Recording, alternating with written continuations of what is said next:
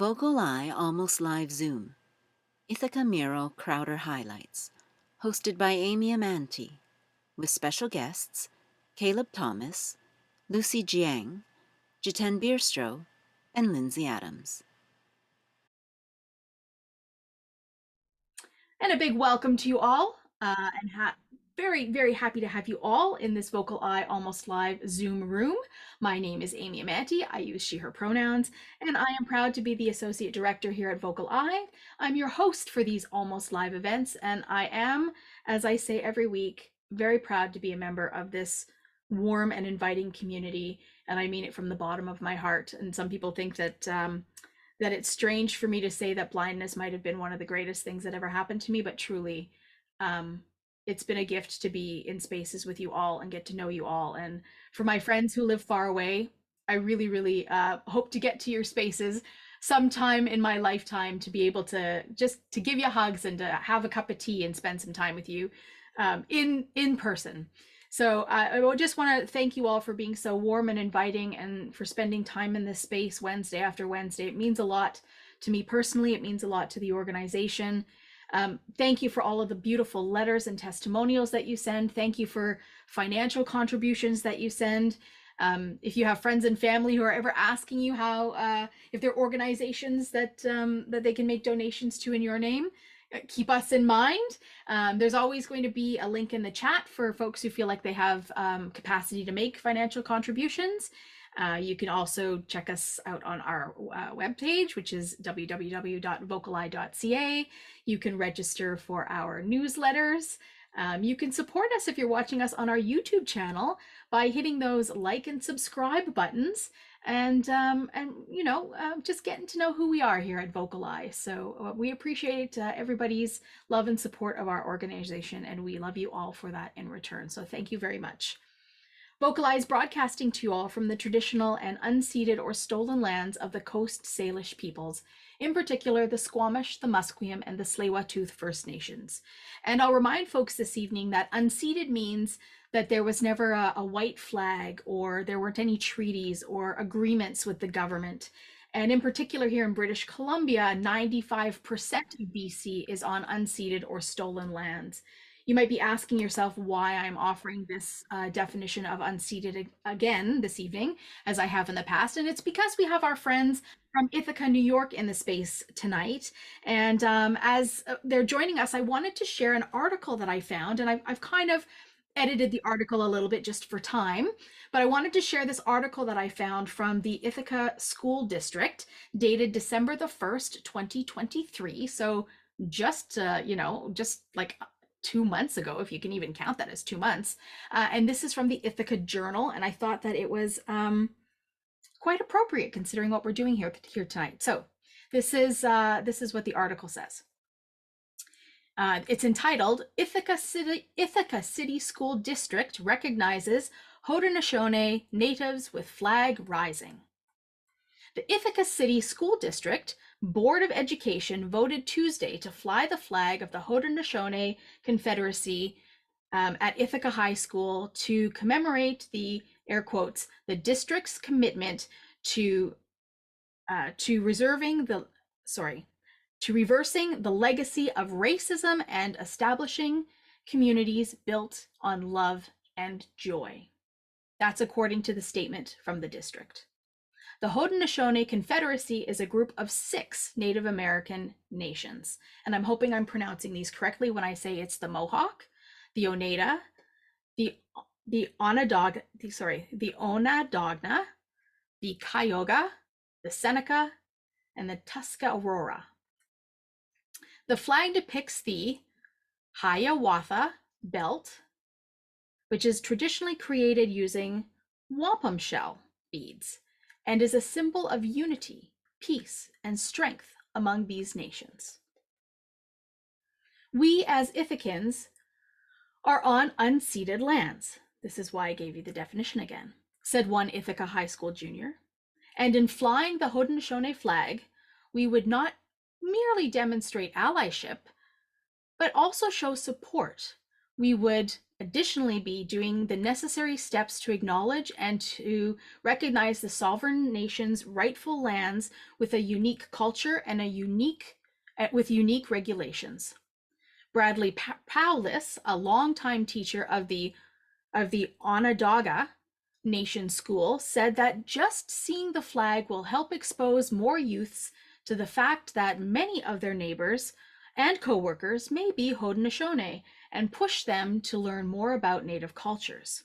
He further says, I think that it is great that educators teach about Haudenosaunee's past, but it is also important to learn about the current issues facing the Haudenosaunee people today. Powless said this on Friday as he talks about the children of the Carolina Elementary School and how they might one day be going to school with or working alongside the Haudenosaunee people. It will be great for them to know more about the peoples that are their neighbors.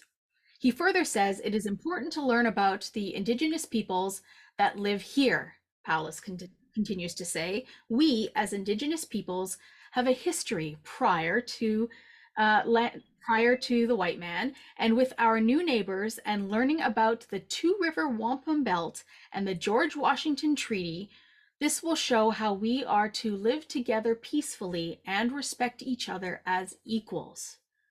And it's that last line that I thought was one of the most beautiful things that I've ever heard, which is that we should live together peacefully and respect each other as equals. So this is a movement that the school district is making. I hope that all of the schools within the Ithaca School District start to raise the Haudenosaunee flag. That would be a lovely step forward in reconciliation on unceded lands in Ithaca. So that's what I wanted to offer. That just happened roughly 2 months ago. And apologies for any names of Indigenous nations that I may have mispronounced with my white settler's tongue. So that's what I wanted to offer this evening. On Wednesday, January the 31st, 2024, we're gathered here in this space today for our Almost live event number 142. That number just keeps ticking higher and higher and higher. This is the Ithaca Mural Crowder Highlights event, and in our space we have two friends from Ithaca joining us. We've got Lucy and we've got Caleb. So let's welcome these two folks into the space. Welcome, friends. Welcome, friends. Good to be here. Thank you. Yeah, it's just my square up at the moment. So when we've got some cameras on, we can get some highlights or some spotlights going. Because I'm tired of just looking at me. Caleb's got his square. Caleb, before we get into the meat and potatoes, I don't like that for our vegan friends, the nuts and the bolts. Tell us about your fantastic background in your house, because I noticed some stuff and I just want our friends to know what you've got in your fantastic house. I've got some holiday lights and a nice, there's also this like almost like star, I have a star like solar projection light on my ceiling behind me. And these lights are like framing the, like where the wall meets the ceiling, right? Yes. And you say holiday lights, but I think you told me they're up all year round. It's true. It's true. And celebrating every day. I think that that is so great. And I haven't done that since I was a teenager and I miss it. Because I used to do that when I had, you know, a bedroom with all my posters and everything on my wall. And I'm going to reinvent my space and I'm going to make a commitment to do exactly what you're doing. Because I love it. And Lucy, where are you in your mountainous landscape that you have behind you in your video? Yeah, it's a virtual background, but it's just a picture. It's a very pinky toned picture of some mountains. I believe this is a mountain in Japan. I just got the picture from the internet, so I have no personal connection, so to speak. But there's just a bunch of cherry blossom trees and like a little village in the background, and it's very pink, warm. And yeah, I really like the picture when I saw it on the internet, and I figured might as well make it my Zoom background. Awesome. Well, I guess I'll share my background then. I don't usually, Yeah. well, I do sometimes, but this is a picture of it's actually a marina in North Vancouver, where I live. I took this photo. So I can't share with you all the details of it because I don't know all the details of it, but I know that it is a marina and down where we've got some houseboats and stuff in that area. So it's one of my photos, as I'm a fledgling photographer. Yeah, blind photographer, that's me. So Caleb and Lucy, maybe give us a little bit of background about the two of you. You can do image descriptions, share with us a bit about who you are. What would you like to author? Let's start with Lucy. What do we need to know Yeah, about Lucy? sure. Sure, I can get started. I'm Lucy. My pronouns are she, her. My video is speaking really laggy, so I don't know if that's just my internet, but hopefully it's all right. I'm currently a graduate student here at Cornell University in Ithaca, New York, but I am originally from Seattle, Washington, so very close to Vancouver, BC.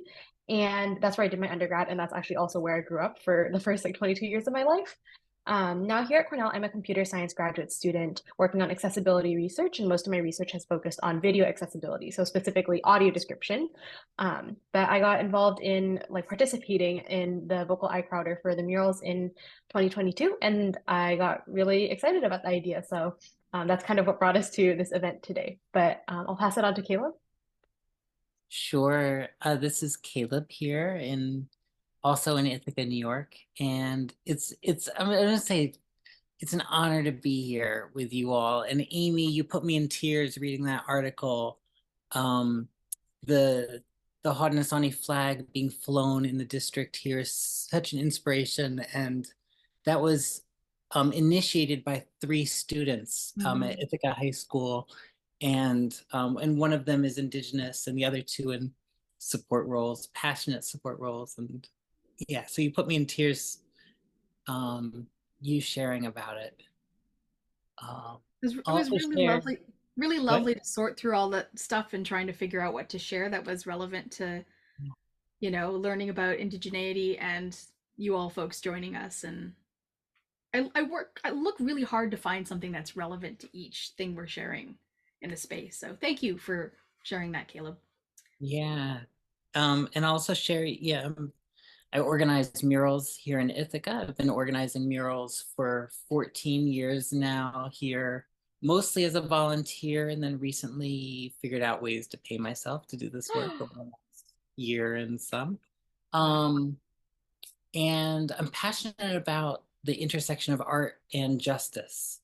And I share with people that Ithaca Murals isn't a murals organization that cares about justice, but that it's a justice organization that uses murals as a way to connect with people, yeah, to build relationship, and particularly to center artists of color and working class artists and artists with jail experience and women and genderqueer artists and non-USers and all kinds of minoritized folks, and people who care about justice, to shift our cultural cityscape as a way of being like a steady like recreation of our community and dreaming ahead to what kind of world we want to live in.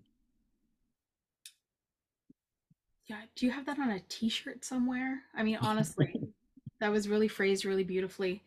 Do you find that it is difficult to get buy-in or easy to get buy-in from community in terms of the places where you can put up murals?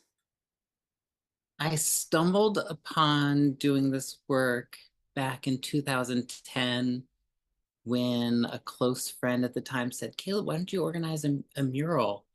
And as an artist, I was like, okay, yeah, sure, I'll give that a try. And I saw the impact that it made, and and how so how much support there was for that project. And then we went to ask for more walls and to do murals on the electrical boxes and such, and we kept on getting permission for more than what we asked for. And so I would say, just as we find our niches in the world where people say yes, and I'd say in that way, yes, it's hard work. and simultaneously it's rewarding and people want it. People are hungry for it. And so in that way, we're figuring it out. And do the murals get to live on these walls or electrical boxes for an extended period of time, or like what does that look like? Or is it different for every building slash location a mural is at? Um, I think of them all as temporary in the Mhm. same way that we're painting a blank wall and putting a mural on it. You know, at some point we'll repaint that wall after it gets weathered, or you know, if it's time for new stories to be told on our city walls. But um yeah, I love them also because they do last for years. They Yeah. impact. And so yeah, that first mural is still there, and we're hopefully going to repaint that one this summer. That one is honors the Underground Railroad, that in particular like Ithaca's role in the Underground Railroad, Harriet Tubman and Frederick Douglass. And yeah, Yeah. it's great to see our community change and change again. And now after 14 years, it's been 400 murals later, and we're it's snowballing. The numbers are snowballing, so it's no stopping us. We're gonna keep going. I guess for context, like what's the size of Ithaca? Like what kind of population size? Do you have any idea? I'm sure we Do could ask Mr. Juggle, but you have a sense of that, Lucy? You seem to be good with numbers, and have a good sense about things. And Yeah, that's a great question. I think the last time I searched it up, it was something like 35,000, but I know that a large portion of Ithaca's like population also may be here for school. I know because Cornell has around 35,000 students or something like that. I know Ithaca College probably also has around 10K students is my guess. But as you mentioned, the good friend Google population of Ithaca is saying 31,710 in 2021.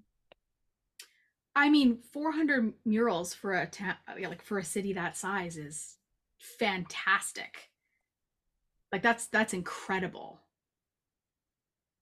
it is, it's really sweet. Yeah. Yeah. Well, this is the first Crowder that VocalEye has done as a satellite project. Because so Lucy, when you were referencing the 2022 Crowder, that was the based on the Vancouver Mural Festival here.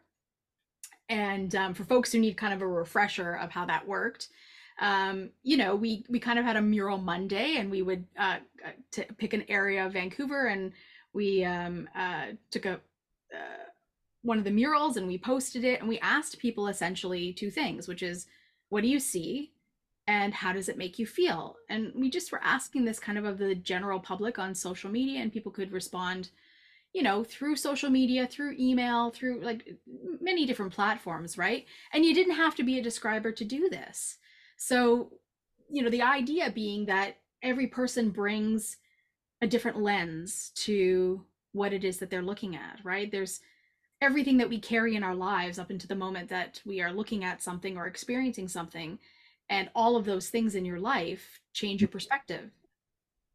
All the information that you carry change your perspective as to what you're experiencing. And so and if you collect these descriptions, these short little description nuggets from folks, and as a blind person, I could listen to 10 of these from one person, or sorry, 10 of these from one piece of art, one mural from 10 different people. I can kind of hear where the overlaps are and what the differences are and how people word things differently. And it creates kind of like a sound cloud of descriptions for me from different perspectives, which is kind of nice to hear. And there's that nugget of subjectivity, the how does it make you feel, which for me, I find so evocative. And I remember the first time we did this with the Mona Lisa, and I still cannot get this out of my mind. When whoever was describing this part of the Mona Lisa says about the smile, she looks at us as if she has a secret. And I just thought that was so evocative to me. And then the next thing was like, are we in on it? And I just thought, oh yes, it's so juicy. I could marinate in that all day long, right? And that's just one person's perspective of, you know, what they think when the Mona Lisa looks at them. She looks at us as if she has a secret. And so I keep looking for those things. And Lucy was the one who described every single mural that we posted. You were our top winner, and that inspired you to reach out to us to do something in Ithaca. You want to tell us a little bit more about that story? Sure, yeah. I mean, I think it really started. So I moved to Ithaca in August of 2022, which was right around when I started my grad studies here. And I think I was like going all around town. I like went to the grocery store and I saw murals. I was walking around downtown and I saw murals. And I was just really astounded, similar to you were, about how a city or a town that was of this size could have Yeah. so much beautiful public art everywhere. I thought it was really amazing. And the project really started taking shape, I guess, in my brain when I was actually walking down from campus one day. So Cornell is on like a very big hill, and I live underneath the hill. So I was like taking my daily walk down, and I actually passed by an artist who was painting a mural that said "Welcome to Downtown Ithaca." And I think in particular that really spoke to me, I suppose, because I was very new to the city. It felt almost like it was a welcome to all the new students, all the people who are here for the first time. And it got me really thinking about you know, all of the amazing opportunities for making these murals more accessible, especially since there were just so many here in Ithaca. So that's kind of how this kind of idea started. But of course, it would not have been possible without VocalEye and Ithaca Murals, and even Finger Lakes Independence Center out here in Ithaca. Just everybody working together to make this a reality. Yep. So that was the online portion of this. And then you also did some live described tours, which we'll talk about as we go through this, but just set up for us a little bit about what and how those live tours sort of came together. Sure, yeah, I can start this. And then Caleb, also, if there's anything that you want to Yeah, fill in. absolutely. But yeah, so I think for those in-person tours, we basically sent out a couple of notices to the local community, including people from FLIC, so the Finger Lakes Independence Center, which included some blind patrons as well.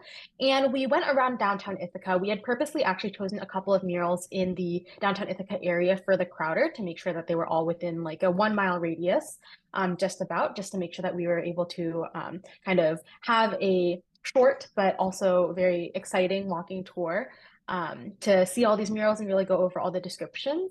And I think the first couple ones were kind of more on one side of the commons, which is kind of like the downtown central area of Ithaca. The other ones were a little bit on the other side of the commons, so it was really getting a sense of the art all around this downtown area. That's a really central area for a lot of people to gather and meet up with each other and share stories and stuff like that. Awesome. Caleb, do you want to add anything to that about the tours? I'll share one of the biggest takeaways for me is because of like, oh, so I'm a yes person. You know, when people ask like, oh, Caleb, can I, you know, could you help with this, or could I join? You know, could we do this together? I'm tend to be like, yeah. So I didn't know really what I was getting into. I'm saying yes to, yeah, sure, Lucy. Like, who's this person contacting me? And I don't know what you're talking about exactly, but it's been really incredible. I'm really inspired, including what Lucy mentioned, Finger Lakes Independence Center, which is an incredible nonprofit locally, which works with people with disabilities, people with disabilities on staff, supporting other people with disabilities, and just I'm grateful for that relationship built for me, and we're about to go into more collaborating, you know, with that organization to paint murals on the building there, with participants of that organization, with staff members, and it's just, and other community members, to draw attention to that, to the good work that that organization does. So yeah, this is just the beginning. So it's awesome. we're grateful. I want to bring in Lindsey and Jiten for just a quick chat before we start showing our murals. Lindsey is also an artist, and I, you know, every once in a while say to Lindsey, even after sharing some of our first Crowder stuff, was like, so Lindsey, when do we get to do a mural with the blind community? And like, we keep throwing this idea around, and hopefully like we get to do it at some point. But lives are so busy, right? But I would love to get the blind community together, even if we paint an electrical box. But like, I just Yes. that would be so cool, right? I just jumped in, Amy, and Yes, yes, yes, yes, I'm yes. just always chomping at the bit for doing Yeah, something yeah, like yeah. that. Yeah. And we know the folks to connect with Yeah. to be able to do this, and so it's really just about time. Yeah, I know. I'm sure That's we've got local folks in the space who'd be like raring to go if we were able to do this, and we've yeah. got an artist like yourself who can lead the charge in creating a mural, and I know, it'd be so cool. we've got all the pieces we need. We just need to carve out the time Yeah, to do it. exactly, exactly. That could But be a the project for idea, another time. yeah, and it's brewing, it's percolating. That's the That's right. important thing, That's right? right. Yeah. Well, big welcome back to Jiten too, who hasn't been in the space in a while. Yeah. And for those of you who may not know, Jiten is a relatively new dad, so congratulations, Jiten. Yeah, you might hear some background noise Aw. throughout tonight. Hopefully not too much, but Well, you know, sometimes there's a cat walking by, but if we hear a baby cooing or crying or whatever, I think we can handle that. yeah, more the latter. Yeah, more the It's latter. that time I of love day. it.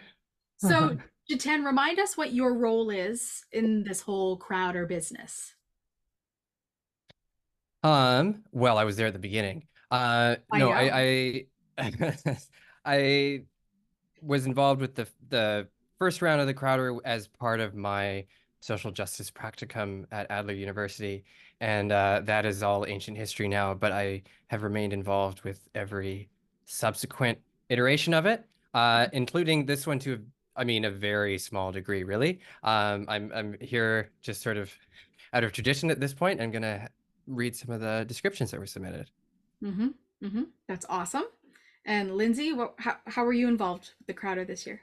Yeah, so this year has been a little bit different, just in the sense of it being more of a satellite project. All of the murals based in Ithaca, and meeting Caleb and Lucy, not in person at all, but just online, and not even experiencing the murals in person myself either.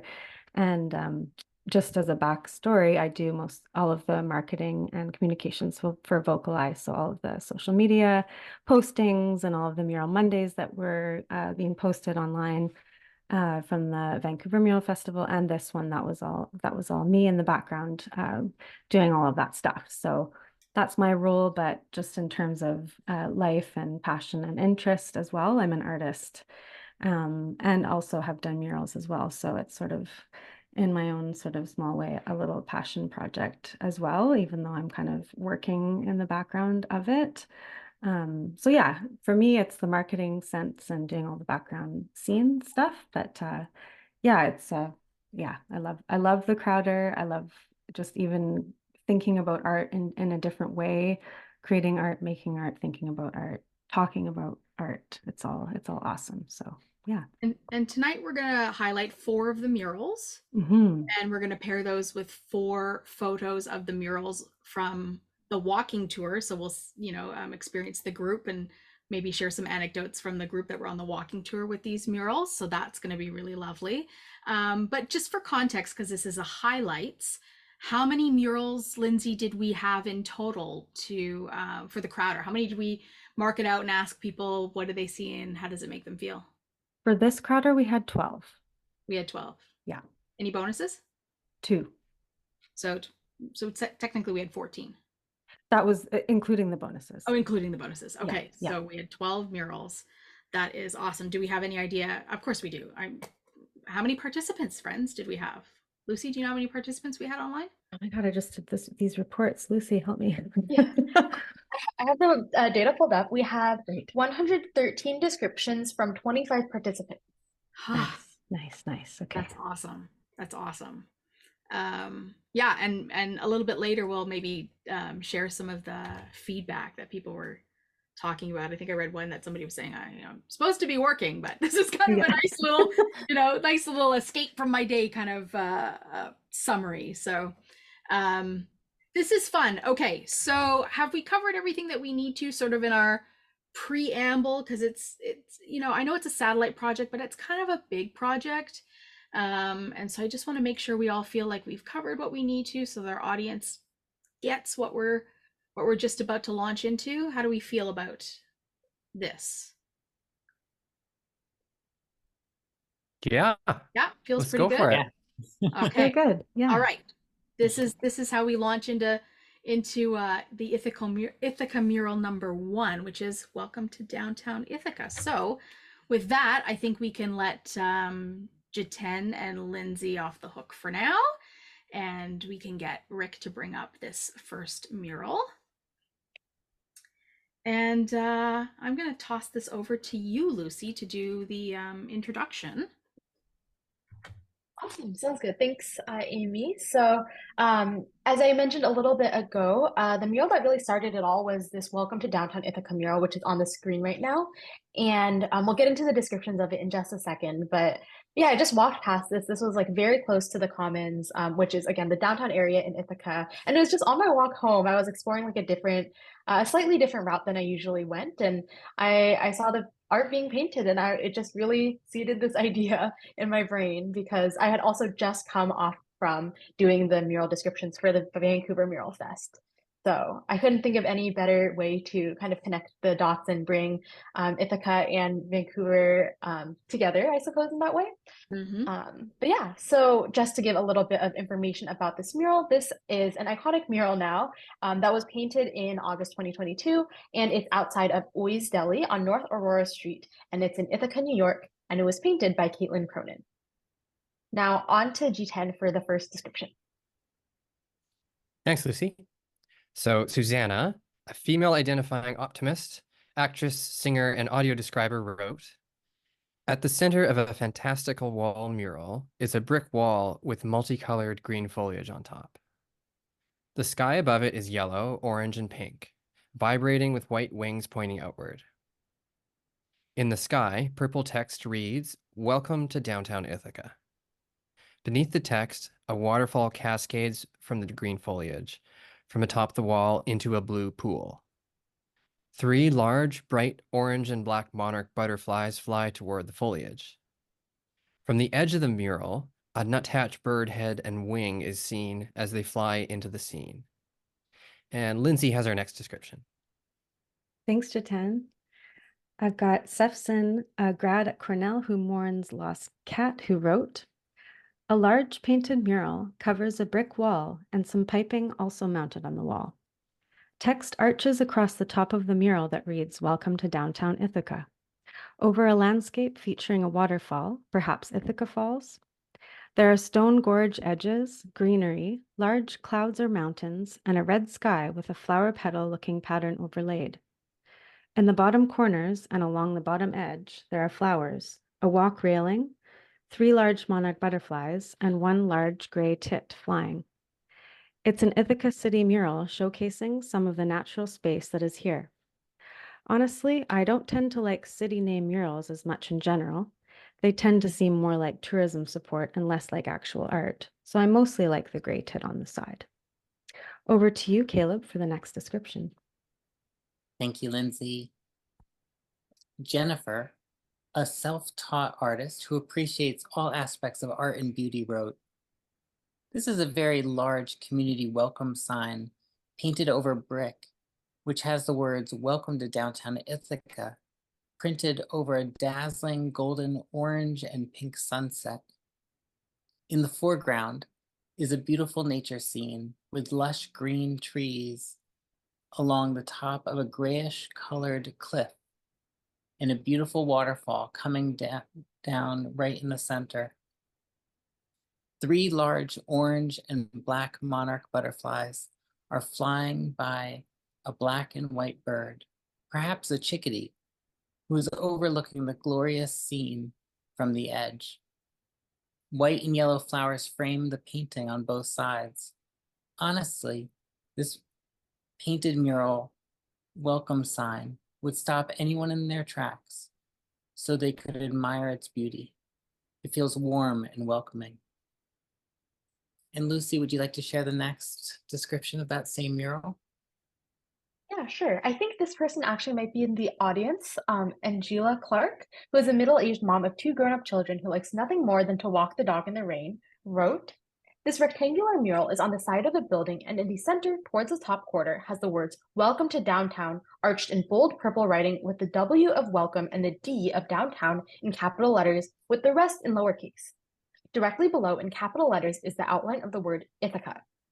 The writing is overlaying a white silhouette of a flower, which has been overlaid on a pink to orange to yellow fading sunset.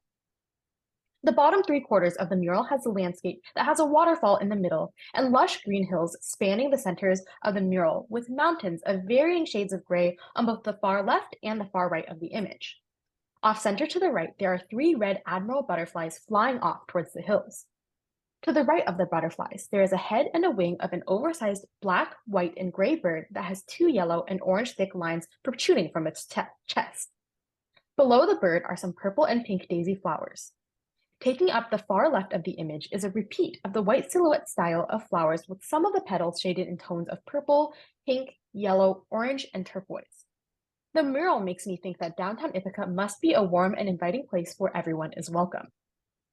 And then next to Jiten for the next description. Thanks, Lucy.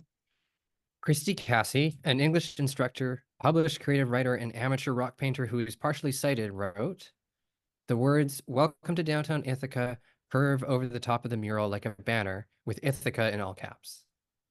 The rest of the image looks like an aerial view of the town. The color palette is warm and inviting." And then back to Lindsey. Thanks, Jiten. Louisa, a local academic and mom, wrote, "The background of the mural shows a stylized flower overlaid with a pink and yellow sky. The sun is setting behind a waterfall, which looks like Togonak Falls to me. 3 monarch butterflies fly above the waterfall. A chickadee swoops in from the right. Purple and yellow flowers flank the waterfall on either side. Purple text in the sky reads, 'Welcome to Downtown Ithaca.' I feel that the artist has pride in the location and wants to highlight the natural beauty of the area." Over to you, Caleb. Elias, a high school senior with a taste for sitting and watching, wrote, "This is a mural of what looks like Togonak Falls, surrounded by trees, flowers, butterflies, birds, and a sunset overhead, with 'Welcome to Ithaca, welcome to Downtown Ithaca,' painted over top. The falls are in the middle, while just to the right, there are 3 monarch butterflies, whose orange wings almost match the orange in the yellow and pink sunset. Also on the right is a bird with a black head, with 1 white stripe around its neck, and its gray wing just in the picture. There are little purple flowers and goldenrod in the bottom right corner, while on the left side there are white and purple and blue and red petals, seemingly blowing in on a breeze. I like this mural because it feels a lot like looking at a summer night in late July in Ithaca, where the days are long and hot, but the city and area is alive and singing." And Lucy, to you. The next description is from Daniel Zhu, who is a data scientist and an avid triathlete, and he wrote, "A mural that exclaims 'Welcome to Downtown Ithaca' on top of a color depiction of Togonak Falls. There are bright orange monarch butterflies, a black and white bird, and rays of sunshine on top of an explosion of green foliage around the falls. Flowers adorn the mural on the left and the right, as well as an artistic floral decoration behind the welcome message." And next to Jiten. Teen and Danielle, 2 mums and a fresh new baby, wrote, "There is a lightness and brightness about this mural. It has a lot of vivacious colors and a series of images of the outdoors. It also feels like there's a sense of infinity, a depth and ongoing feeling, which explains that possibilities are limitless." And Lindsey has our last description. Thanks, Jiten. This one is coming from Graham, a visual and sound artist based in East Vancouver, who happens to be a friend of mine. So shout out to Graham for participating. He wrote, "This piece is a soft graphic piece done with spray enamel on brick with a flower starburst sunset cascading over a lush green forest, a waterfall and reflecting pool bisecting rocky cliffs, while 3 butterflies pass by in the floral foreground, and a chickadee shoots 2 lasers out of its chest. The hand-painted lettering in the sunset says, "Welcome to downtown Ithaca." The piece plays with symmetry in its design, with bright but muted colors, revealing the suggestions of the local flora and fauna. And that's the last description of Welcome to Downtown Ithaca by Kaitlyn Cronin. Back over to you, Amy. Oh, thanks, friends, for reading all of those lovely descriptions. I'm noticing something. I think I'm noticing something, and I'm not sure if my eyes are playing tricks on me.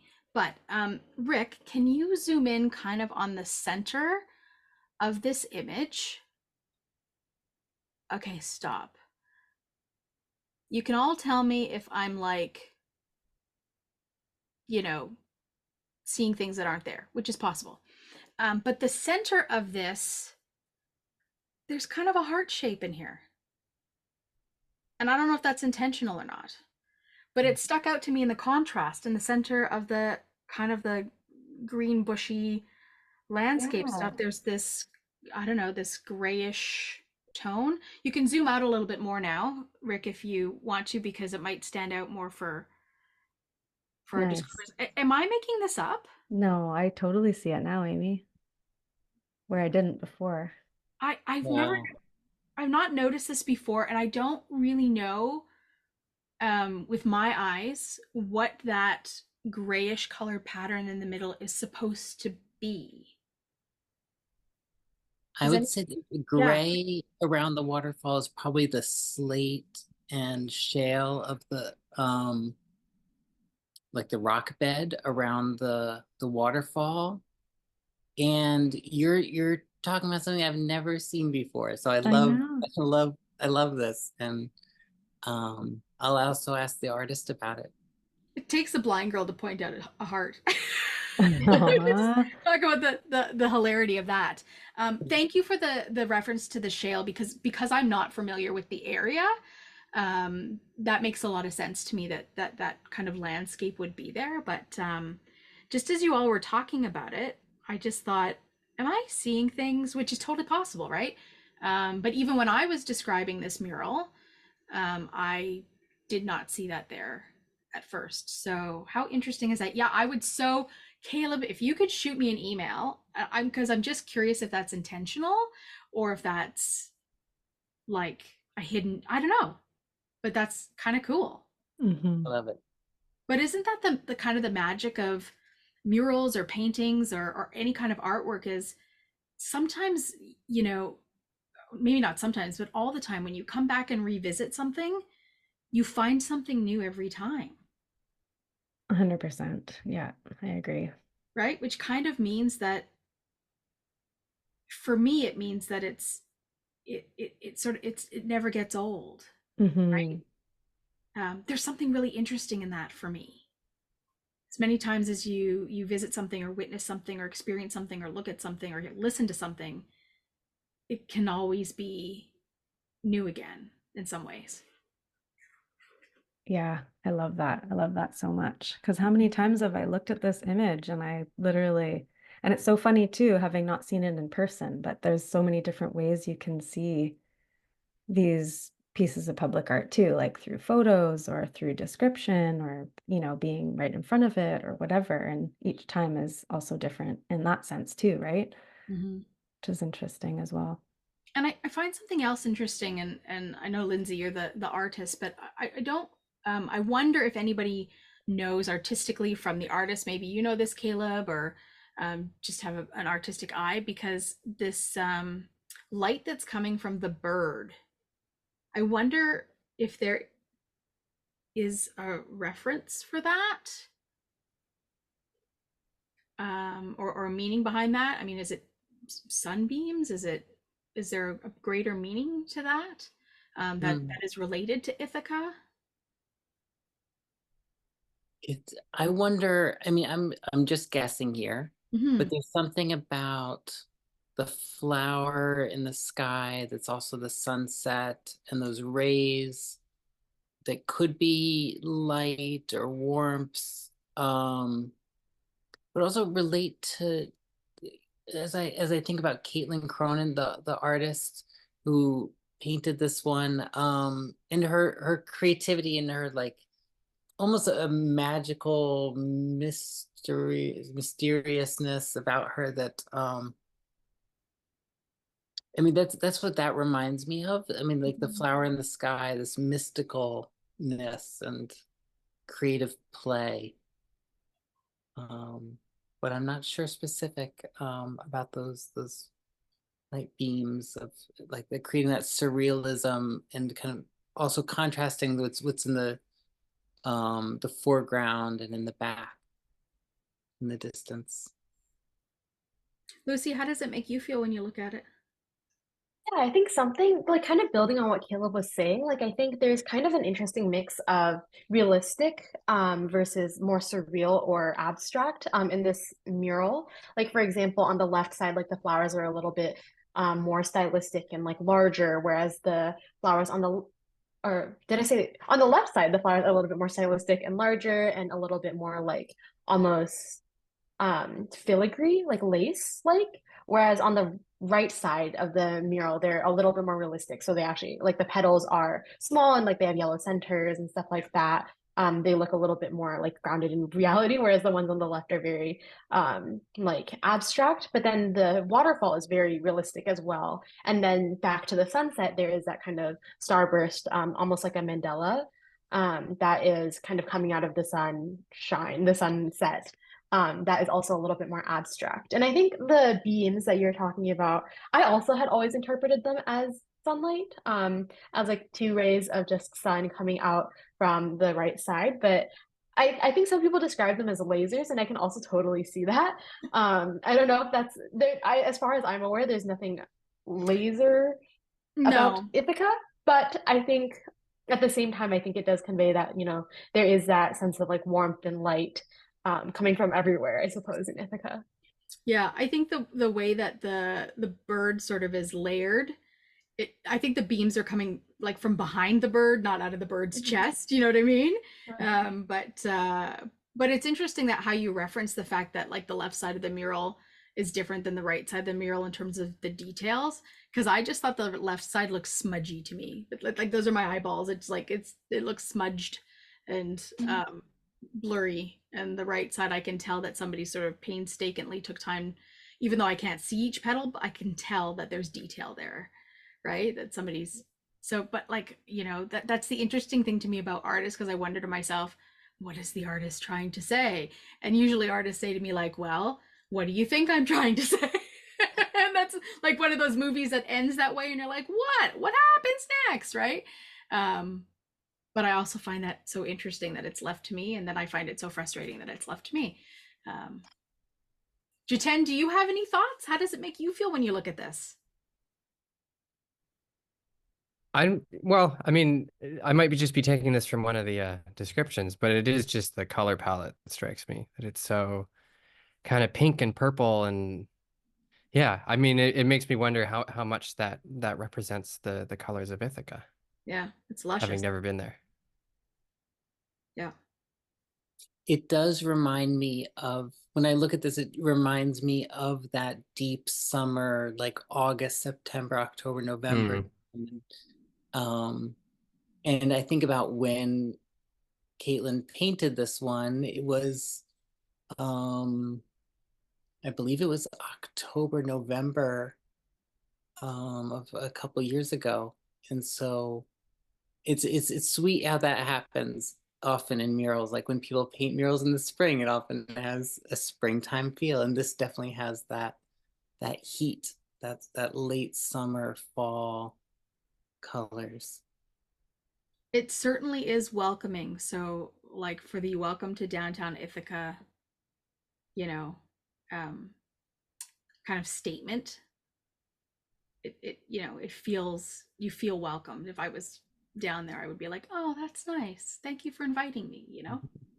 Yeah, actually, one thing going on also Caleb's point of like the seasons, now that I'm thinking about it, the waterfall is definitely also portrayed in this like late summer stage, because actually in like the fall the leaves start changing colors, but then in the spring and in the winter it's very bare. because all the trees lose their leaves. So this must be a depiction of the summer now that we're all kind of talking about it, because the trees are so lush and green. You can really get that feeling there as well. Mm. And then also another point that I actually wanted to make about the Welcome to Downtown Ithaca. I don't know if anyone's like a font nerd, but I think the font for the Welcome to Downtown is actually like Cooper Black. And I don't know if anyone's like familiar with Cooper Black, but I think it was like a very famous font invented in like the 1900s that was used for like a bunch of publication stuff. I just thought it was really interesting that like it was also here. It's like it's everywhere, including this mural. That is cool reference. That's interesting. You know, I as like that.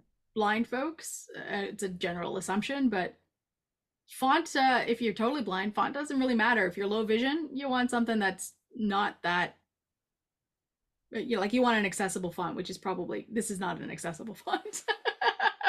So, but that's a really cool like history. I don't know how you know that, but I want you on my trivia team. This is awesome. We also have a photo of this mural with the group of folks that you took on the live tour, the walking tour. So Rick's going to bring that one up and maybe expand it just a little bit. So talk to us a little bit about this. This is the same mural, and this group of folks is standing in front of it. So we're kind of like standing with them. They're just in front of us, so their backs are to us, and it's exactly the same mural. But what was it like on this day when you were doing this this live tour? Caleb, you want to kick us off? Were you on this tour too? Yes, I was there, and I'm thinking about it, and there's some young people, like a teenager there and someone younger.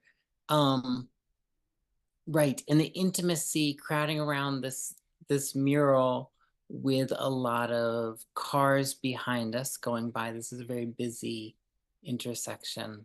What else to share about it, Lucy?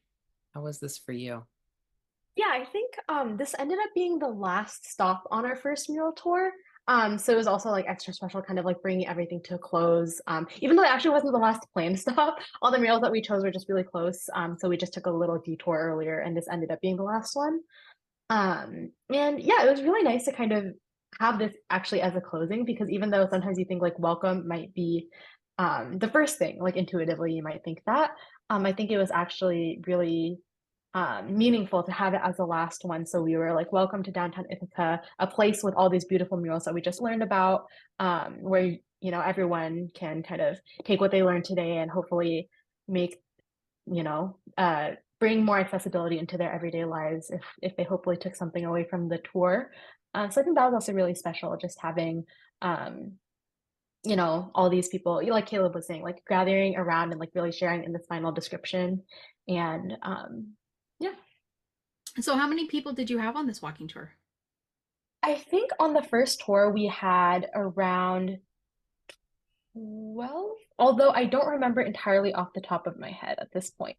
Right. We should have group pictures from the tours, and in that case, then I guess we can do a quick count. Yeah. So But you did 2 walking tours, and they were like a week apart, or how far apart were they? the first one I think was like mid-October, and then the last one was at the end of October. I think one of them, the first one was like a Sunday, and then the second one was a Saturday. So if I'm doing my math right, 13 days apart. Yeah, giving people some options. Yep. Yeah. And who described the murals? I think it was both Caleb and I kind of switching off on describing. I think Caleb was giving a little bit more context, especially given, you know, Caleb's like long history of working with Ithaca Murals, working with all of these artists to really put this art on the gray walls of Ithaca. And then I was reading some of the descriptions. The audience was also kind of contributing some of their own ideas and thoughts as we were going as well. You know, because there were different ways that people were also responding to the murals. So it was a group effort. Isn't that great when that happens? That's what happens here in Vancouver too. It's like people have questions, they can get up close, you know, they can ask, oh, what's this all about? And what's that all about? Oh, you said this thing. Can I ask a question? Right? Which is like that's magic when that happens. It turns into a conversation. So okay, this is lovely. Do you have any, I'm probably gonna ask you this about all of these, but any special moments about this particular mural, or anecdotes or things that stuck out for you about this group with this particular mural when you were here? Admittedly, it's been a few months. Ah! And I like Lucy very much how you said that even though it was a welcome to downtown Ithaca, that it made a nice little kind of bow at the end, right? Yeah. I think that would probably be like my one primary memory of this too. Like just closing out the first tour. And I mean also as like the facilitator, one of the facilitators, I was like, I'm sad it's over, but I'm also glad it's over. Just because it was like kind of a big effort, and it was the first real like realization, I guess, of all the work that everyone put in to make this happen. So it was like a primarily sweet moment. Every year, I mean, it's a lot of work, but every year it gets easier. I'll just say that. I'll just say that. I'll just say that. Every year it gets easier because now you have a model, right? And you can tweak Right. it, but now you have a like kind of like when you go on a road trip and you're like, are we there yet? Are we there yet? Are we there yet? And then once you do that road trip the next year, you're like, well, I know what 10 hours feels like in the car. So, you have an expectation of what's going to happen. So if y'all decide to do this again, and I hope that you do, you kind of have a roadmap built in, and it becomes easier. Are we ready to take a look at mural number 2? Yes? sounds good. Yes. Yeah. Okay. I'm excited about this one. So this is Youth Farm Project Mural. And Caleb, I think you're going to set this one up for us. Yes. All right. Here we go with a first description of this one. Such a special mural, and very new. This one was painted this past summer. And our tour wasn't that long after it was painted. Efren Rebugio, who is located in Austin, Texas, describes his own mural. So this mural was painted by Efren and his partner Britt. Efren is an artist and muralist for over a decade and has traveled to Ithaca for 4 summers now to paint murals. He and his partner Britt Johnson painted the Youth Farm Project mural during the summer of 2023. The mural is located on Asia Cuisine. Asia Cuisine is a very special restaurant. It's a local restaurant, an Asian fusion food. And actually the Youth Farm Project, which is a small nonprofit in Ithaca that centers youth of color and supports, uplifts them, but them participating in getting their hands in the dirt. And so some of the organizers, the staff of the Youth Farm, they love that going to that restaurant. So it was through that relationship that this mural happened. But that's just a little background for me. Here's back to Efren's description. This mural is painted outdoors along the sidewalk on the building of the Asia Cuisine. It was me and Britt's intention to portray what the Youth Farm Project stands for and what they do. Brittany and I visited the farm and talked with a few of the folks that helped run the farm, and also some of the youth that were there that day. We took photos of some of the plants and vegetables for reference. We also wanted to use some of the youth involved as models for the mural instead of finding reference photos online. So we painted 3 youth members, Astrid, Jolene, and Mateo. We painted them doing different things in the environment on the farm, the background consisting of different shades of green and bright blue sky. Let me describe the scene. On the far left in the distance is what is called a hoop house, which is basically an elongated half-circle structure that's used as a greenhouse. Next, we have Jolene with a bright red and orange frohawk surrounded by wildflowers like amaranth. Jolene is leaning over and collecting flowers into a straw hat. Next to her, in the foreground, is Astrid.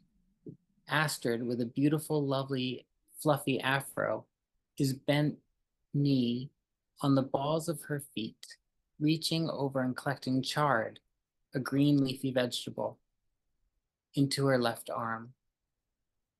Continuing on to the right, we have a window that looks into the restaurant. Below the window is text that says, "Growing Justice from the Ground Up." And to the right of that, to finish off the piece, we have Mateo sitting on one knee on the ground, surrounded by flowers and squash, holding a chicken in his hands as he looks at it. Behind him is a chicken coop. We had a lot of fun painting this. It is about 12 feet tall and 30 feet long. Lucy? Thanks, Caleb. So the next description is from Christy Cassie, who is an English instructor, published creative writer, and amateur rock painter who's partially sighted from New Westminster, BC. And the description reads, against a background of blue sky and green grass, a young person with thick, dark, curly hair and light skin kneels with one arm outstretched. They wear a white t-shirt. I can't confidently identify anything else in this mural, but the title makes me hope this is a symbol of children reconnecting to the land on which they live. Now to Jiten. Thanks, Lucy. Sefson, a grad at Cornell who mourns lost cat, wrote, this large mural is painted on a brick wall, which is interrupted by a door as the mural is painted on the side of a business. In the top left, text reads, Youth Farm Project. The top line of text is much bigger than the lower line, which is painted in a yellow-orange gradient. The mural depicts 3 people who seem to be working on a farm. There is a hoop building in the far left background and a chicken coop on the right. A person kneels in the foreground with a red dyed fuzzy mohawk, wearing a blue shirt, collecting flowers. A person in the middle with black frizzy hair, wearing a pink and purple shirt, kneeling and picking leafy vegetables. A third person on the right with short curly hair and a light blue and white shirt stands, but only visible from waist up, holding a chicken. I see this mural a lot from the bus stop. It is unfortunately painted on a wall right next to a busy business and service access zone where lots of trash boxes are regularly placed, so it doesn't get the viewing access that I feel like it deserves. And Lindsey has our next description. Thanks, Jiten. This description is coming from Tony Kostelic, who works at a hospital and enjoys cooking and tabletop RPGs in his spare time. And he wrote, this mural depicts 3 young characters engaged in farm work, handling a chicken, picking chard and flowers. The artist has written right into the mural the words youth farm and growing justice from the ground up.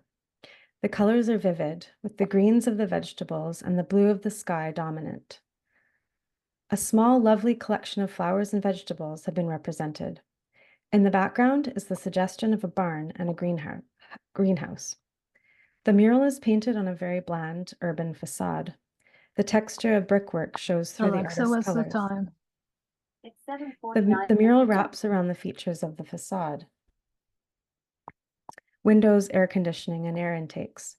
This context reminds me how interconnected food and agriculture are with cities and urban populations. It seems to emphasize the importance of young people becoming interested in food production. And back over to you, Caleb. Thanks, Lindsey. Elizabeth Guffey in Purchase, New York, who sourced this description in a classroom, wrote, the mural depicts 3 young people, all pursuing different jobs on a farm.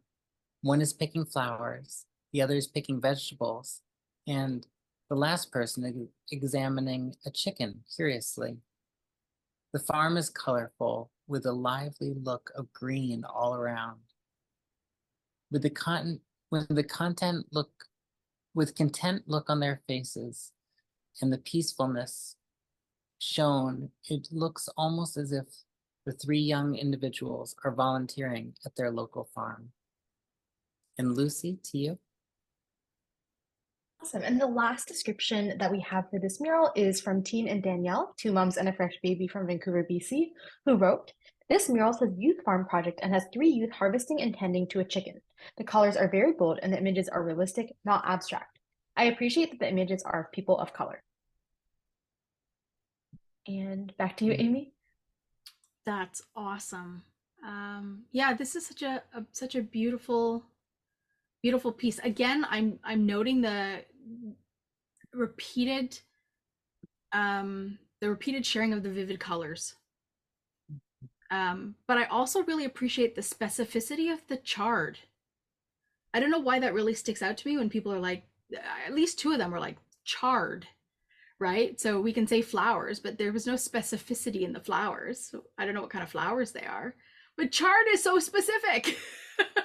And I really, really appreciate the specificity there. For our Ithaca friends, and I think you kind of started to touch on this a little bit, Caleb, at the top, but there's a connection to the restaurant with this farm. Mm-hmm. Can you maybe go a little bit deeper into that? I don't know a lot about it, and yeah. But it was sweet, and we all had a good celebration there at the on the last day when they finished painting, and we all got together and had a nice meal there.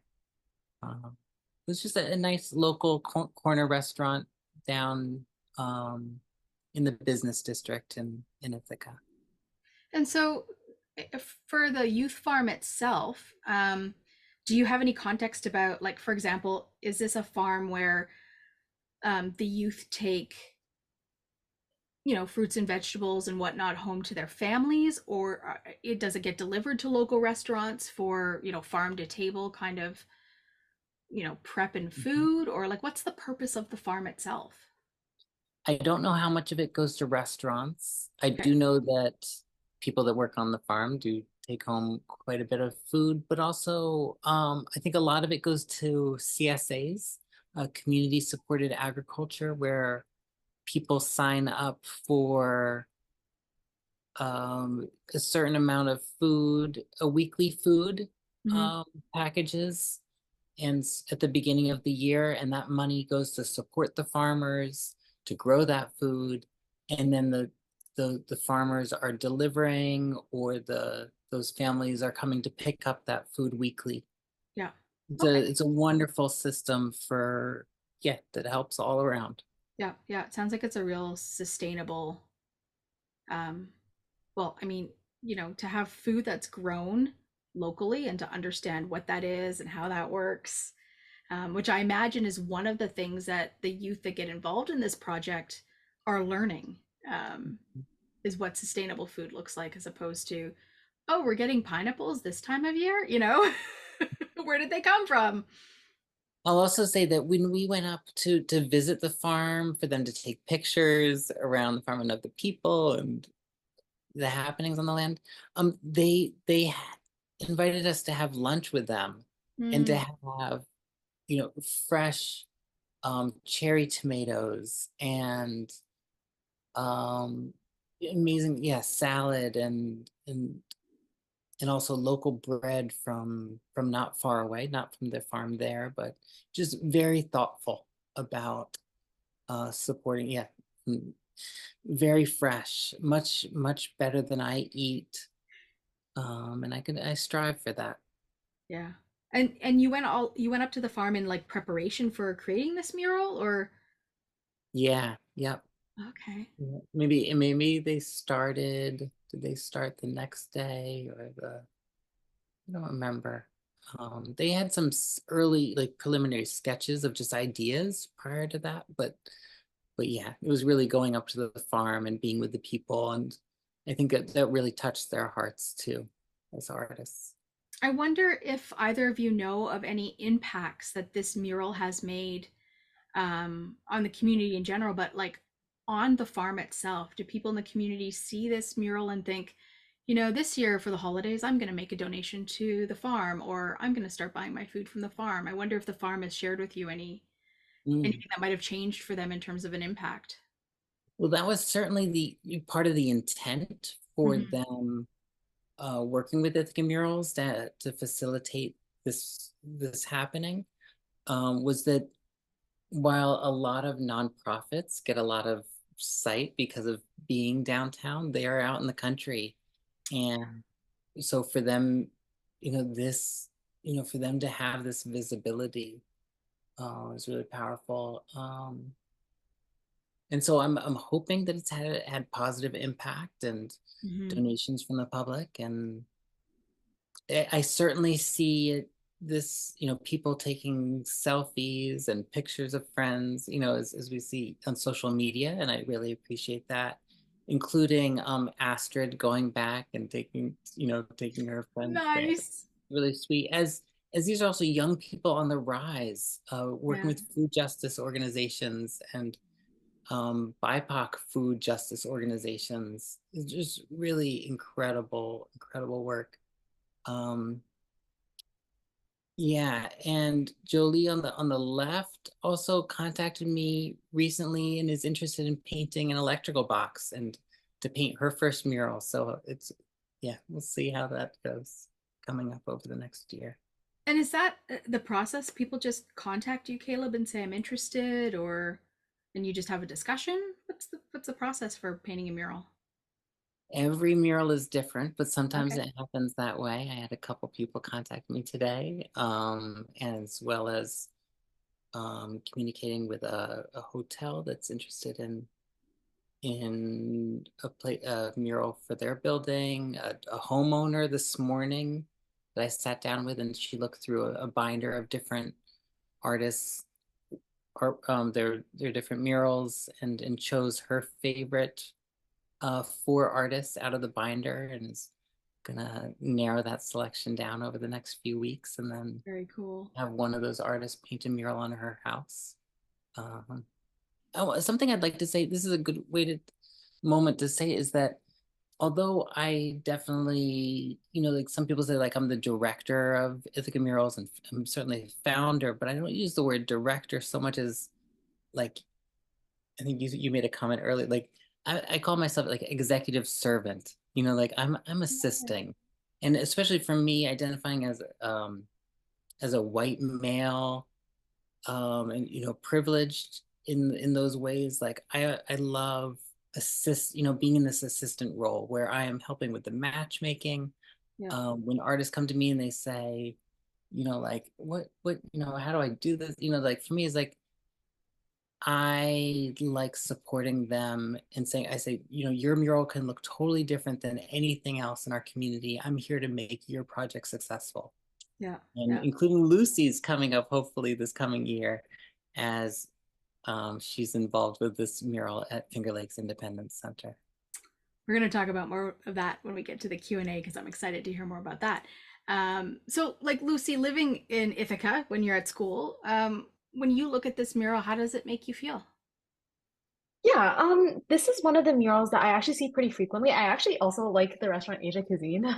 They do really good Korean and Japanese food, and some Chinese food too. Although being of Chinese descent, I usually just eat Chinese food at home and then try to eat other food when I go out. But going back to kind of how this mural makes me feel, I really feel like this showcases like all of the like quite literally like grassroots movements that exist in Ithaca, which is really heartening to see. Like the fact that there are people who are, promoting farming, but also involving youth and people of color in actually like making the world more sustainable and finding ways to like create these really like powerful and sustainable solutions for people. I think that's just really exciting that this is getting amplified on such a great not stage, but amplified on such a great venue, such as like one of the biggest walls in downtown Ithaca, like really highlighting the amazing work that they're doing. I think that's amazing. So I got a real nice piece of real estate in terms of traffic flow and visibility and stuff like that. Yeah, that's great. For Jiten and Lindsey, because you're not in Ithaca, how do you feel about like a piece like this when you hear the stories in the background and some of the impacts on our Ithaca friends? Lindsey, how does it make you feel when you look at something like this? Yeah, I mean, without knowing the context, of course, knowing the context only makes it more rich, but I like this mural in particular, and one that we haven't featured, we're not going to feature tonight, which had the big, beautiful, big, sort of like sunflower looking flowers. It was also part of the Ithaca Crowder. Help me out with the name, guys. Oh, shoot, it's on the tip of my tongue. It's like the Black-Eyed Susans. Black-Eyed Susans, yeah. Yeah.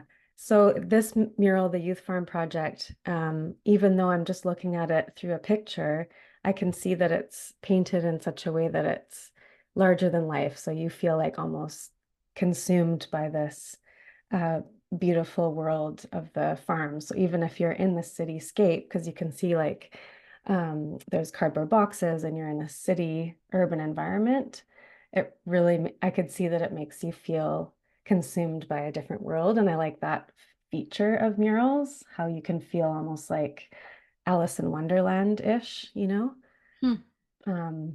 That's the vibe that it makes me feel, you know? That's a real interesting juxtaposition with this vibrant, larger than life mural, and then right on the city sidewalk, which is not part of the mural, but just like, yeah, you know, the debris of the day, the scattered stuff that a business would have in front of it from deliveries and garbage, and yes, you know, kind of makes the street like, this is not a place I want to walk, but wow, look at this mural. yeah, interesting juxtaposition. Yeah, totally. But yeah, love the palette, love the composition. Like this was one of my favorite murals in the Crowder for sure. And knowing the context, just so cool. And that, you know, they're actual Ithaca people like representing the mural. I love it, love it, love it. So awesome. Jiten, any thoughts about how this makes you feel? Or what you see when you look at it? Yeah, no, I mean, I really like it. I sort of have two observations. One is that the food looks really tasty. Like you mentioned the chard, and it is the chard for whatever reason is the most easily identifiable thing there because you can see the yellow veins in it, and that's sort of I don't know. You can't buy good Swiss chard at the grocery store. It's always like limp and soggy. So the thought of getting it from at least not here in Vancouver, BC, Canada. The thought of getting it fresh from a farm is like really enticing to me. And then also just the like especially the person in the center, like she's kneeling forward and she's reaching her arm out, and it like you get the physicality of the farm work and also kind of a sense that because I mean the scale is huge too, so it's the sense of her like reaching out of the mural almost, and the way it is photographed here, it looks like she's reaching towards these boxes, but even if the boxes on the sidewalk weren't there, you'd sense this like connection with the space outside the mural. Oh, interesting. So it almost feels like it's a little bit 3D in that way. Yeah, I think so. Yeah. I like that. It's like it's crossing into our realm, but actually, I mean, because it is our realm. It's a real place. It exists, right? Maybe almost like an invitation to you. Come on down to the farm. Totally. Let's have Rick bring up the photo of the tour group in front of this mural. I think you all are across the street trying to look at this mural and having it described. What was it like being on the other side of the street? Because I guess you can't really get that close to it with traffic and all that fun stuff.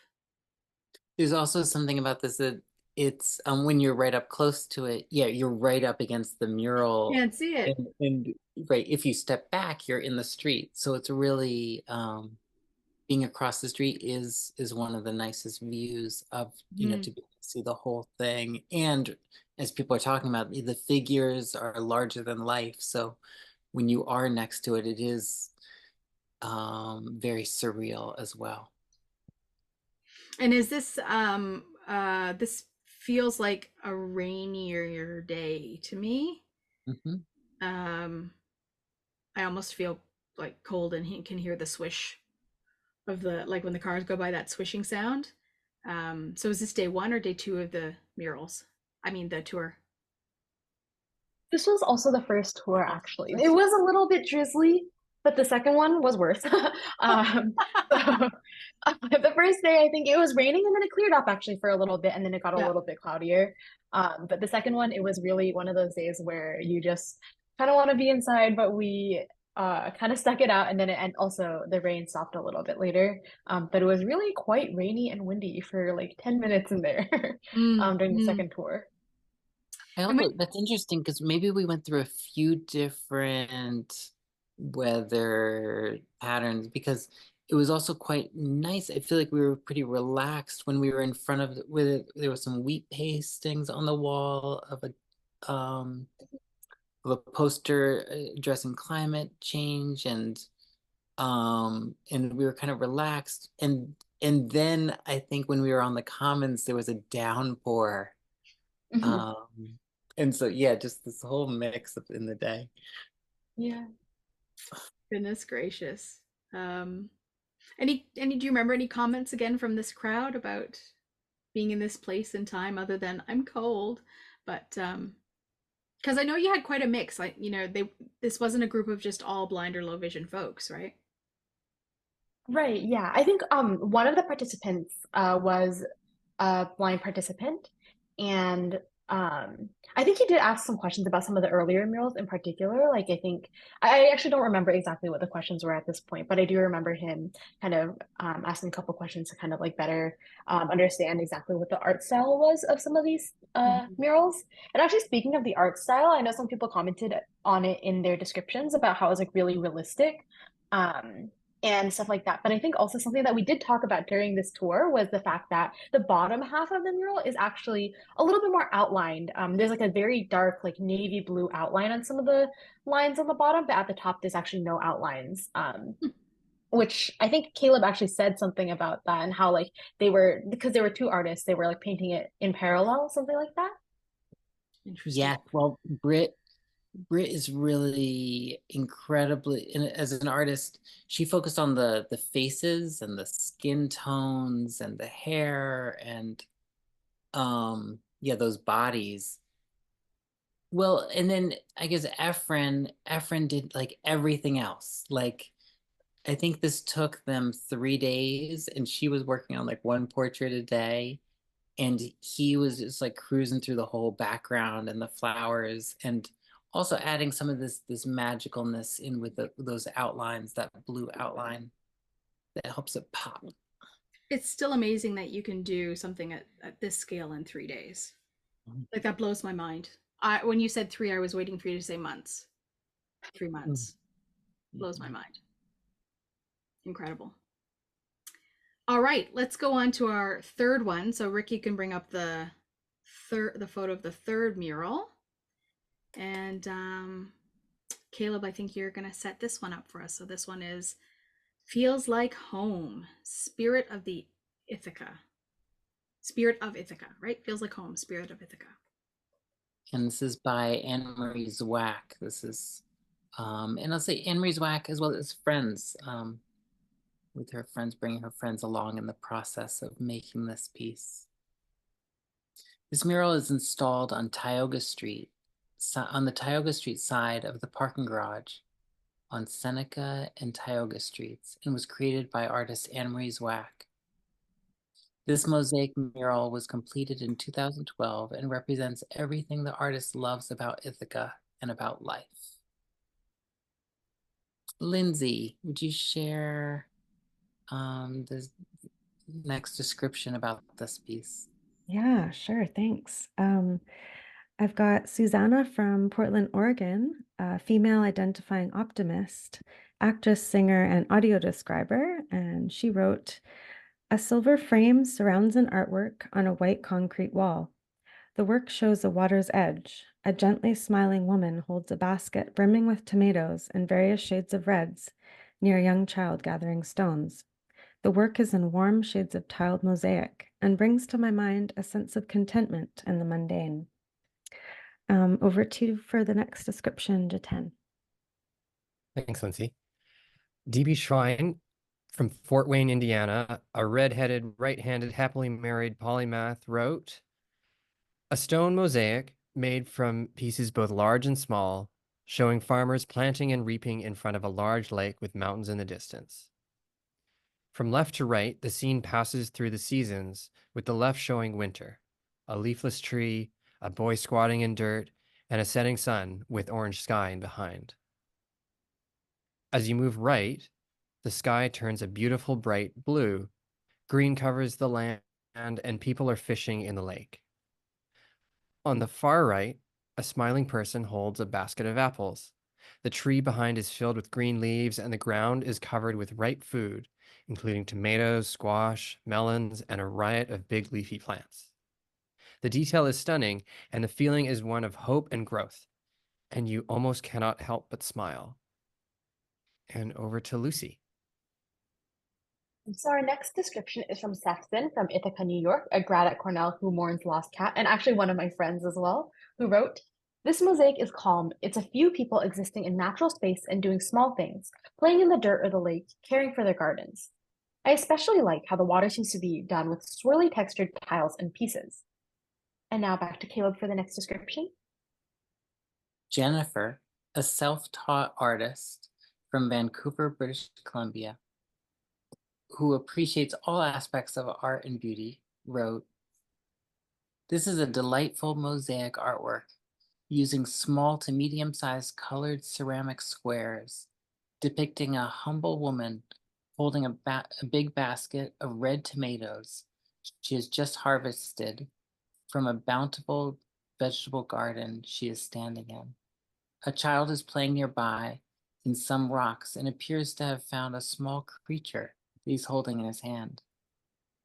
There's a pink and golden sunset over rolling hills and a lake reflecting the golden sunset where 3 people are paddling a canoe.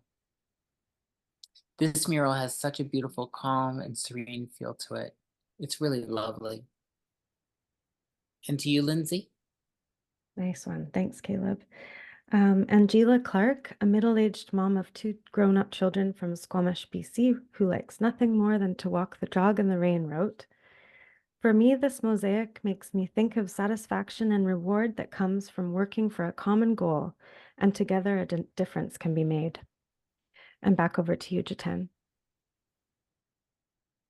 Christy Cassie, an English instructor, published creative writer, and amateur rock painter who is partially sighted, wrote, "My narrow field of vision and need for high contrast make mosaics hard to decipher.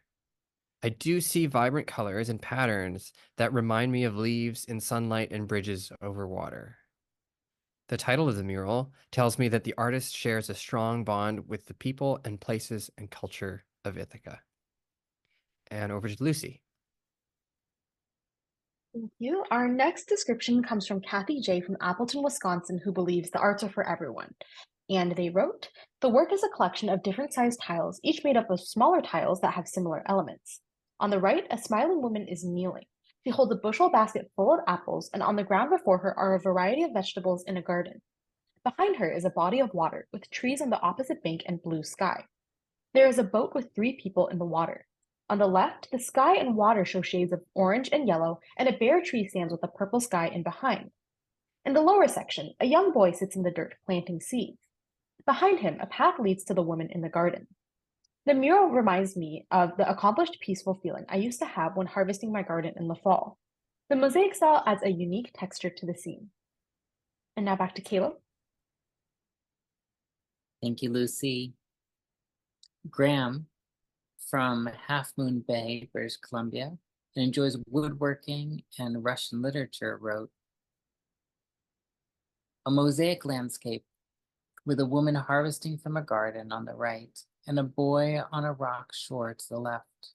Between them in the distance is a body of water. The sun sets behind it, and 3 beings in a shadowed boat lean into the direction of their travels on what appears to be a warm evening. There's a feeling of peaceful existence and abundance here." And to you, Lindsey? Nice. This description was generated in a class coming from Purchase, New York. Elizabeth Guffey. She writes, "A tile mosaic composed of 6 panels depicts a woman harvesting fruit and a young boy planting seeds. The woman is on the right side of the composition, carrying a basket of red fruit surrounded by greenery. The boy is on the left side, surrounded by winter scenery, including a tree with no leaves and snow on the ground." They both smile slightly and look downwards toward their work. Between them is a patch of grass depicting the changing of the seasons. There is a body of water behind them, reflecting the orange and yellow sun setting over the mountains in the background. On the water, there's a silhouette of 3 people rowing a boat. The ground is mostly green and brown earth tones, and the sky, water, and fruit are brightly saturated. The scene is organic and natural. Overall, there is a sense of calmness and contentment. Back to you, Jiten. Thanks, Lindsey. Andrew Thompson from Owen Sound, Ontario writes, "Snow outside, winter is coming, and I appreciate the color these murals bring."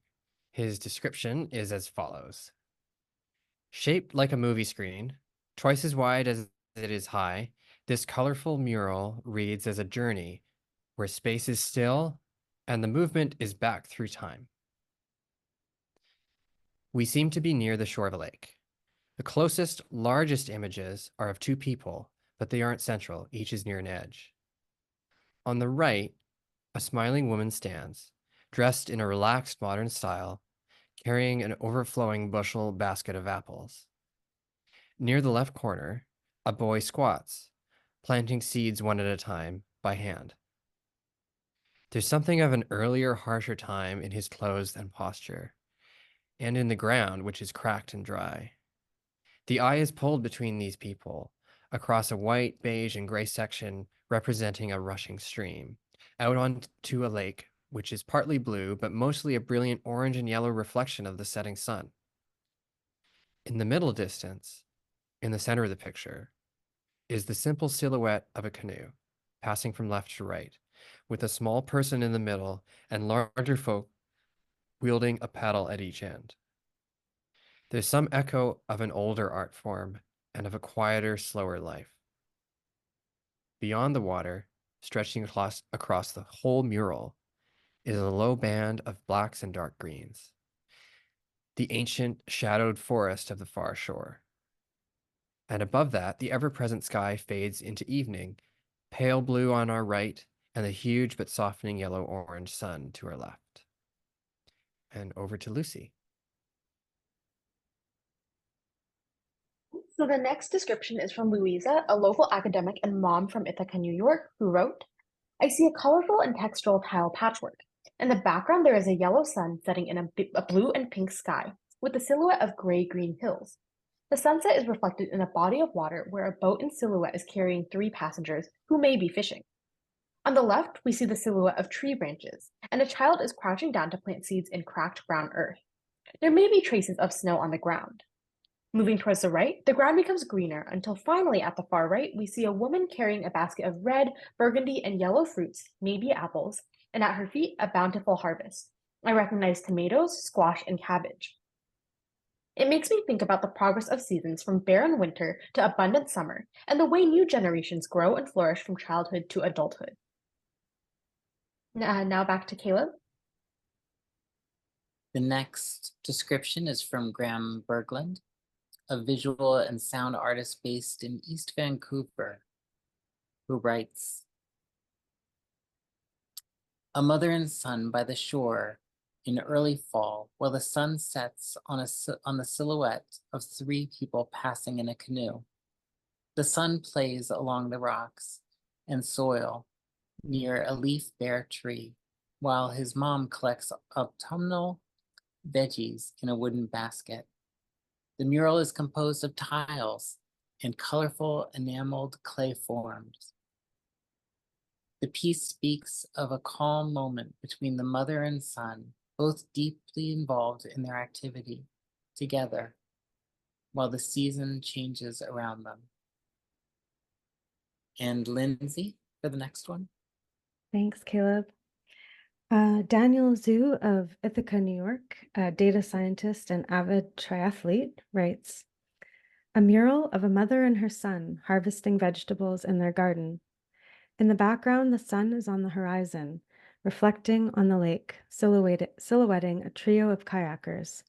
The mother carries a basket of tomatoes, and she is surrounded by more tomatoes, pumpkins, and squashes that remain unpicked on the ground. The sun plays on the cracked soil. Between them, colors of the different sediments in the ground are exposed. Back to you, Jiten. Thanks, Lindsey. So finally, Tien and Danielle from Vancouver, BC, two mums and a fresh new baby, wrote, I see sharing and collaboration. When I think of food, this is what comes to mind. There are tiles of color and a bounty of food. Love it. I see people in a canoe, possibly working together to catch something, which signals farm to seed. And that's it. Back to you, Amy. Thanks for those, friends.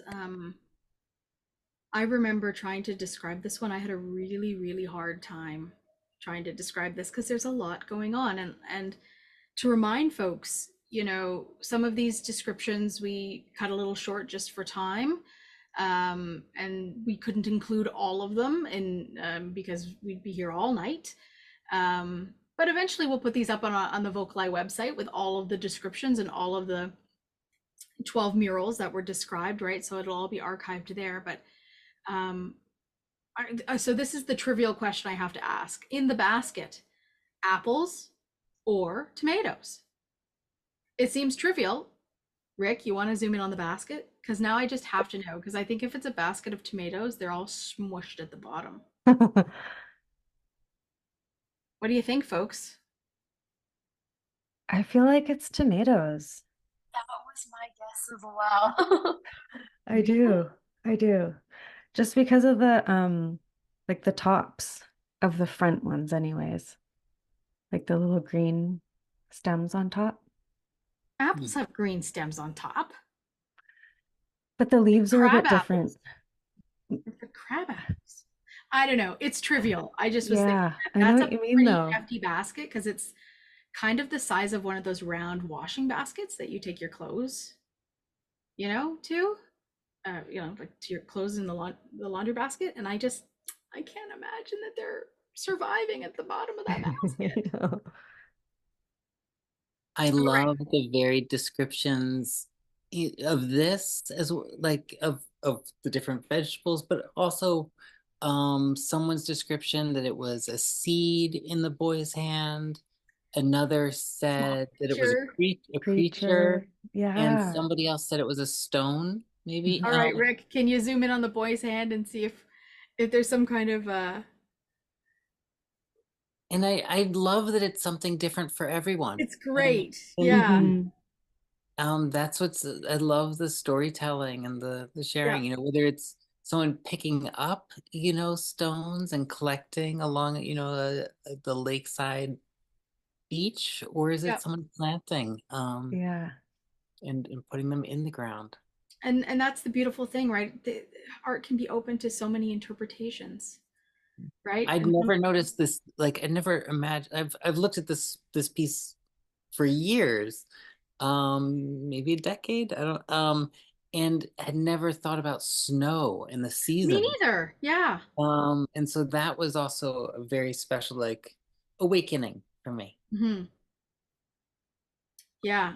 Rick, if you give us just the full image again, this sort of it kind of looks like it's a stream that runs between the mother and the son in the foreground. But somebody was referencing that could be snow. Which again is kind of an interesting thought, right? That it's kind of like snow that fades into greenery, like changing of the seasons, perhaps. I always thought it was a stream, but my eyes play tricks on me, so I don't. But that it is really cool. And when I was looking at the setting sun, I see rainbow colors, and so in my mind, I think about pride. I think about the pride colors, because for me, I see the rainbow, not just the setting sun, but it's so interesting when you just start to take things apart, sort of piece by piece, and then bring everything of who you are into your subjectivity and try and put the pieces together. My question to you all with eyesight is, when you talk about there being 6, I think somebody said there were 6 segments of this. Are they equal segments? I'm just looking at that now. 1, 2, 3, 4. No, they're not. Some are larger, some are like more like landscape size, like longer rectangular. Some are more like square shaped. And then the one with the woman in it is more like a longer, like rectangular shape. So is there any, I don't know if there's any process that, I wonder. like Caleb, do you know this artist or the process of how this was created? Because I'm wondering if these mosaic tiles were put together separate. I don't understand the process, I guess is what I'm saying. So these are, I'm imagining there were boards, probably those different varied sizes, and then mapping out the imagery and then creating some of these tile pieces out of clay and then firing them in her kiln and then adhering them to the board and grouting in between them. There's also different, I mean, some of these are very textured. Yeah. Clay pieces that she clearly made. And then there's other tiles that are flat, like the water and the sky that are probably manufactured tiles. And then there's also mirrors in there. Some of those little tiny squares are mirrors, so the water and the sky also dances. So that's why it's kind of reflective looking. Yes, Okay. there's so much going on here. And I think as we talk about murals, also and the team building that happens because they're complex. You know, it's not just somebody in their studio at home in their living room, making artwork and then presenting it later. There's a lot that goes into it, and it's a puzzle that needs that teamwork, that camaraderie. So then they take these large panels and they affix them to the exterior of the building. Yep, I think it was a fellow named Tim in town who manufactured the metal framing and then working with the Department of Public Works to mount it on the city infrastructure. And so, yeah, all those relationships built through this project. This would be quite amazing from a blind low vision perspective to touch. When you did your tour, hey, Rick, maybe bring up the picture of the folks on the tour. Did anybody get to are people touching this one? I'm so jealous they're touching this one. Okay. I'm so curious about if you remember what people were saying about this when they were touching it. Again, I know that you only had one blind person, but other people can touch it too. Like that's the thing about it, right? Yes. For you both, because you were there too, you were touching it. What was your experience touching it? What did it feel like? How did that change your perspective on the mural? Lucy, you want to take that one first? Yeah, sure. I can go first. Yeah, I think, well, I think what Caleb was saying about like these different types of tiles was something that like I just never really thought about. I just saw that it was a mosaic and I realized that it was like a couple different types of tiles. But once he started going into a little bit more detail about the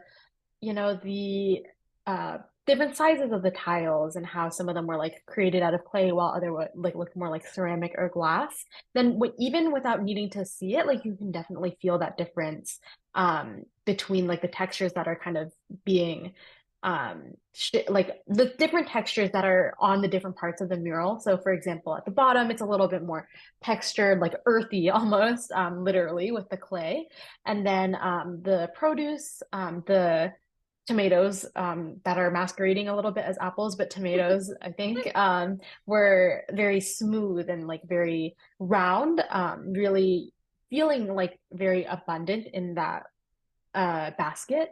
And then the top was very smooth, like the water was smooth. but then behind the boat, you can even see a little bit, or like in front of the boat, underneath the boat, there's a little bit more texture as well. Like all these different textures also come together to make the piece so much more interesting than what it is visually, even though it's already visually very, very interesting and exciting. So it was really cool to have that experience during the tour too, to just like get to feel the mural and gain a different perspective. And what are we talking about in terms of the sizes? Like how small would you say the smallest little mosaic tile is, and how big would you say the biggest tile is? Any thoughts? Obviously not exact. I mean, 1.2 inches high, but like, the size of a finger, the size of a penny, the size of like, I don't know. Yeah, I would say the smallest tiles are probably about an inch, 2 to 2.5 centimeters per side, and they're like squares. Whereas some of the bigger ones are probably like the size of someone's head. Just like looking at the picture and how the people in front of it compare to the size of the lower panels in the mural. So like a coin to the size of a dinner plate almost. Yeah. Wow. Caleb, what was it like for you to touch this and compare that to what you were seeing? And right, and I'm thinking about the previous mural, which also had a tactileness, but it was like an imagery of people holding this chicken and holding flowers and collecting green vegetables. Like it's very tactile. We're looking at people doing very tactile activity. Yeah. And then this one where we're coming up and touching the mural, it just suddenly seeing this juxtaposition of this piece and the previous one. There's something that I noticed in touching things, the way clay or with the wall, even the wall of a garage can hold the heat of the sun of the day, or it can hold the coolness. Yeah, it's very inviting, this piece, and very much at right in your face, accessible. It's not too high up for maybe some works of art you don't want people to reach up and touch it, and but this one's very much right there, close to this, right up against the sidewalk where passersby can do this regularly.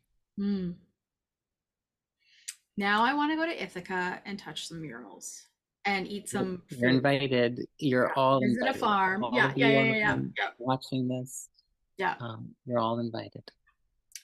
That's great. Do you have enough room in your crash pad full of lights to host us all? You got some space in your dorm there, Lucy? I'm just messing, because I'm the kind of person that when people invite me, I'm like, I'll come. I will come. Yes, absolutely. We'll absolutely make room. That's a real invitation to you and your friends on the call too. Just don't all come at once, right? It'll be a party. It'll be a party. It'll be a party. I love it. Let's take a look. And we'll paint together. Oh, that would be fun. Yeah. And you can blindfold us and give us a little taste of some of your experience, and yeah, we can learn from each other and have a creative, fun time together. It's a date. Sounds like fun. And then I say we take a book out of our friend Tony's life and we all jump on a cruise together. I digress. So let's take a look at our last mural of the evening. And Caleb, I think you're also introducing this one. All right. This one is called Child of Ithaca, and it's a sculpture by Roberto G. Bertoia. Does anybody know how to say that last name? No. Maybe Bertoia? Bertoia? Yeah. Thank you. Child of Ithaca is a sculpture by Roberto G. Bertoia, an associate professor of art who teaches sculpture in Cornell University's College of Architecture, Art and Planning. The educator and sculptor was approached about this project not long after the untimely death of Erin Schlatter, a local woman who passed away in a car accident in 2004. The memorial has now become an iconic sculpture in Ithaca, which is located in the center of the Ithaca Commons. And to you, Lucy. Yeah, great. Just to give a little bit more context about this sculpture, this was actually the last stop of the second descriptive mural tour.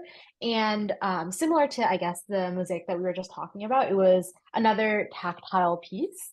And it was actually really great for everyone to just learn a little bit more about this piece of art because this is in the middle of the Commons. And the Commons is, as we mentioned before, like a very commonly, pun not intended, but a very commonly visited place in Ithaca.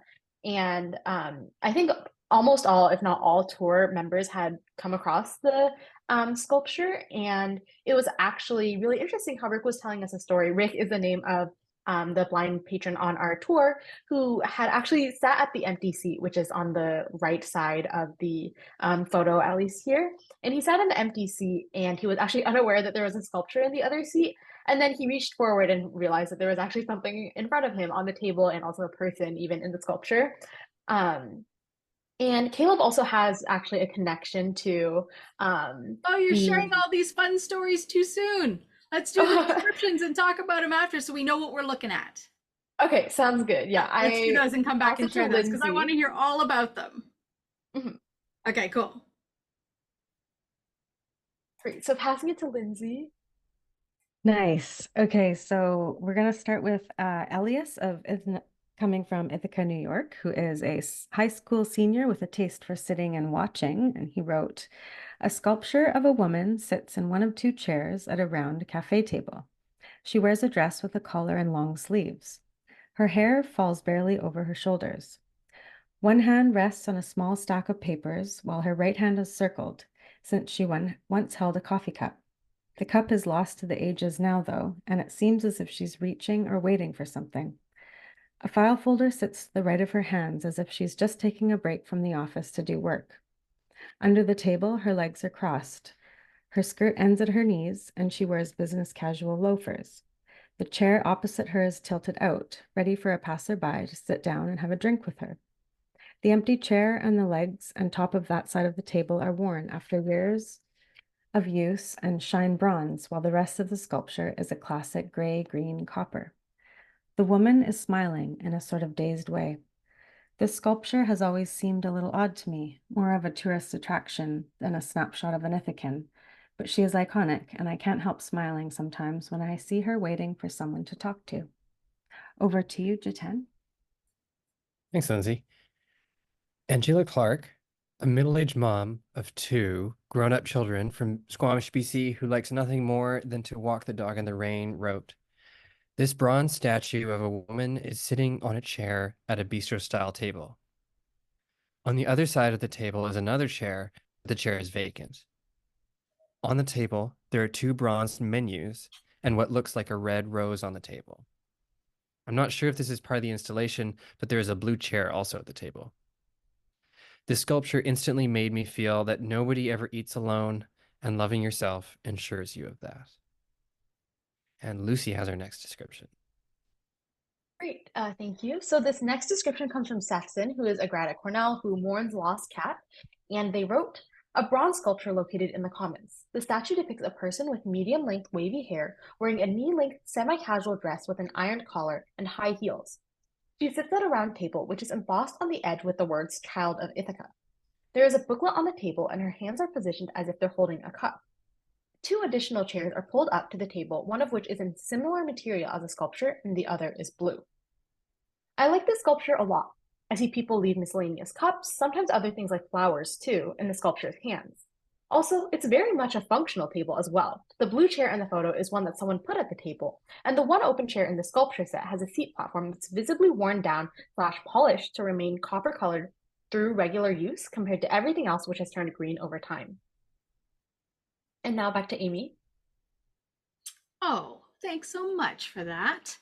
I have a description to offer that I wrote. So this is from Amy Amantea, a legally blind artist and arts lover from North Vancouver, wrote, "In the middle of a public courtyard sits a quaint bistro-style table with 3 chairs.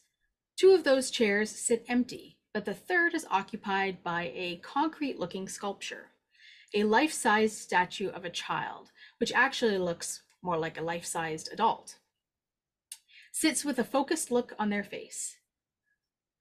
The surface of the sculpture seems smooth with little texture, save but the child's long wavy hair that dusts the top of her shoulders. Perhaps wearing a school uniform, she sits at the table with some school books and fiddles with a pen in her hand. Around the crown edge of the table reads the words, "Child of Ithaca." The two empty chairs invite you to sit with her. Her playful smile perhaps beckons you to be a welcomed distraction from the chore of homework. "Come, bring a friend and sit at my table," she says. "Tell me all about your day." I could imagine sitting here with a friend or perhaps solo and feeling like I wasn't alone. Either way, there is something intriguing about this, even though I have no idea of its larger community meaning. I want to engage with it. I name her Bettina. Save me a seat.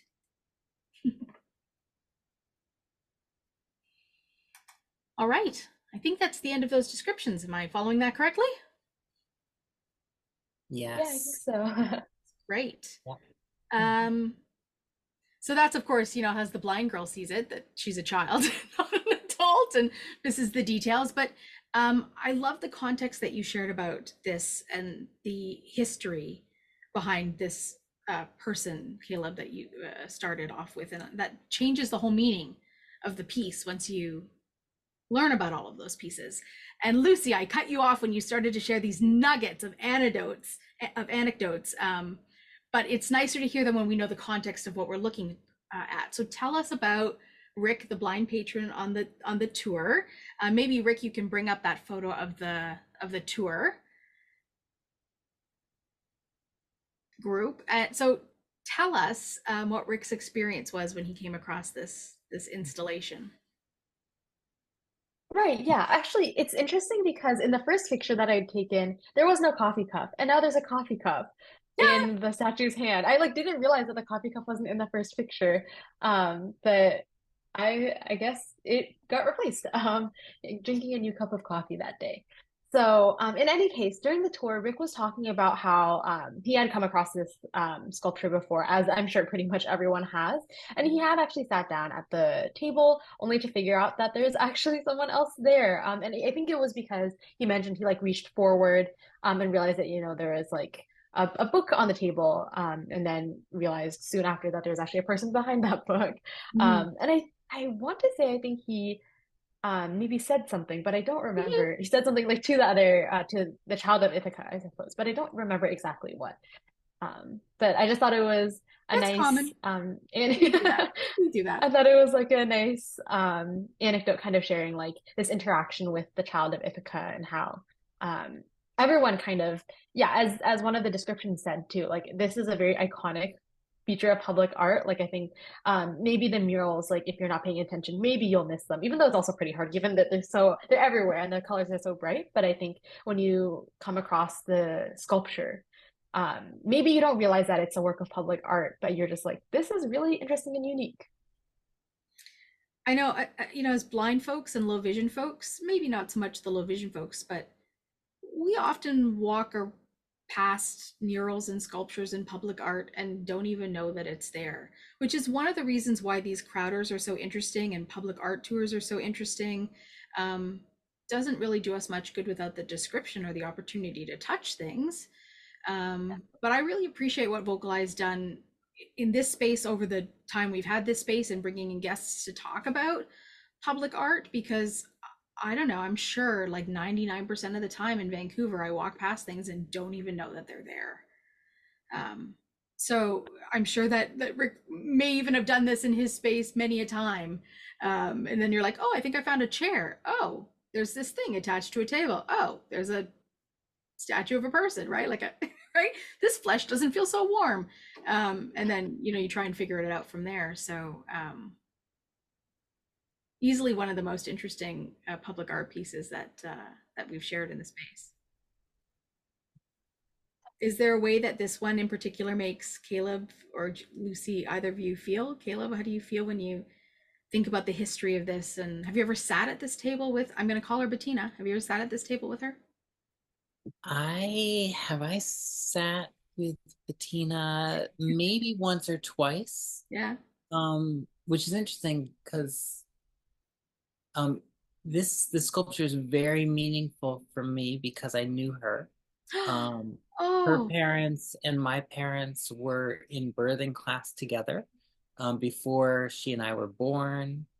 So we were born about a week apart and grew up together. I guess we went to high school together, and then she went off to college. I went off to college, and doing the math, it's because my memory is poor, but I looked at the date, and so she was about 26 when she passed away wow. in that car accident, and super sad, of course, for family, friends, and so this piece was commissioned in her honor. And one of the books on the table has her initials, where it also says Child of Ithaca. And yeah, super meaningful piece to honor. Remind us of her name. Erin Schlaughter. Erin Schlaughter.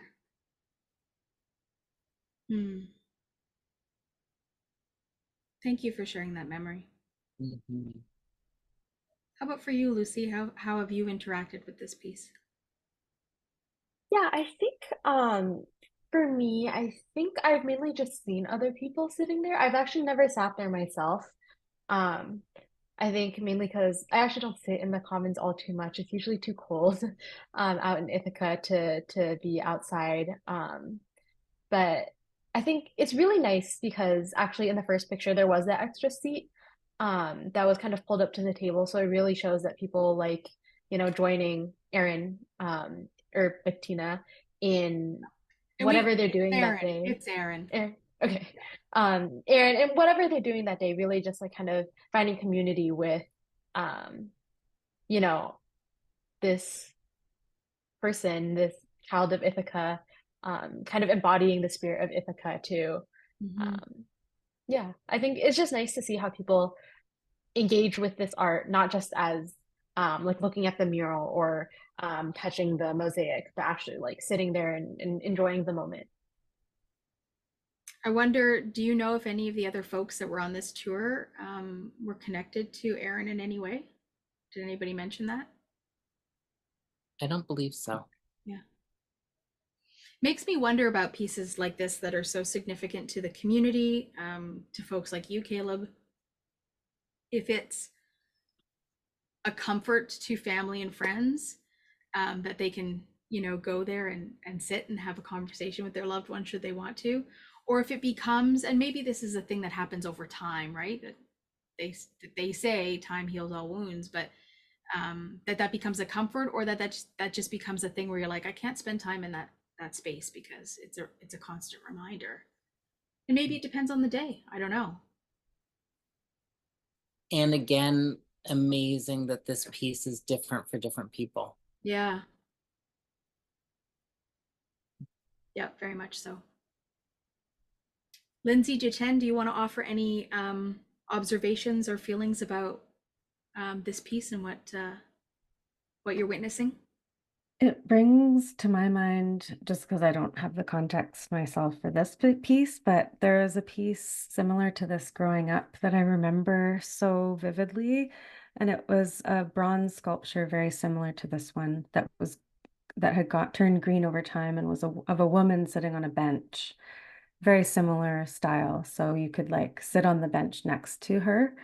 And I remember always there being like a flower or something in her hand, very similar, and always being very kind of struck with that as a child and loving the fact that you could touch it. And I always love art that is tactile as well. Even as a sighted person, I really enjoy that because you're not supposed to touch the art. So I always like art that you can interact with in a cool way. And also memorial pieces that are really personal like this is, yeah, I appreciate that and can connect with that just growing up with that one statue, because you can form your own story to it too, right? Which is nice. Yeah.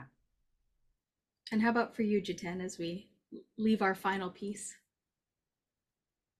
Yeah, I mean, my initial impression was that I don't know, it's a bit of an uncanny valley kind of experience because she's so lifelike, and the proportion is human scale and everything like that, but also it's copper. It's a monochrome statue, and initially it's a little bit off-putting, but I can totally imagine how just seeing this day after day, it would just become so familiar and a part of the whole experience of spending time in Ithaca that, after seeing this for 10 years, that would just become, you know, so much a part of your routine and your associations with the place.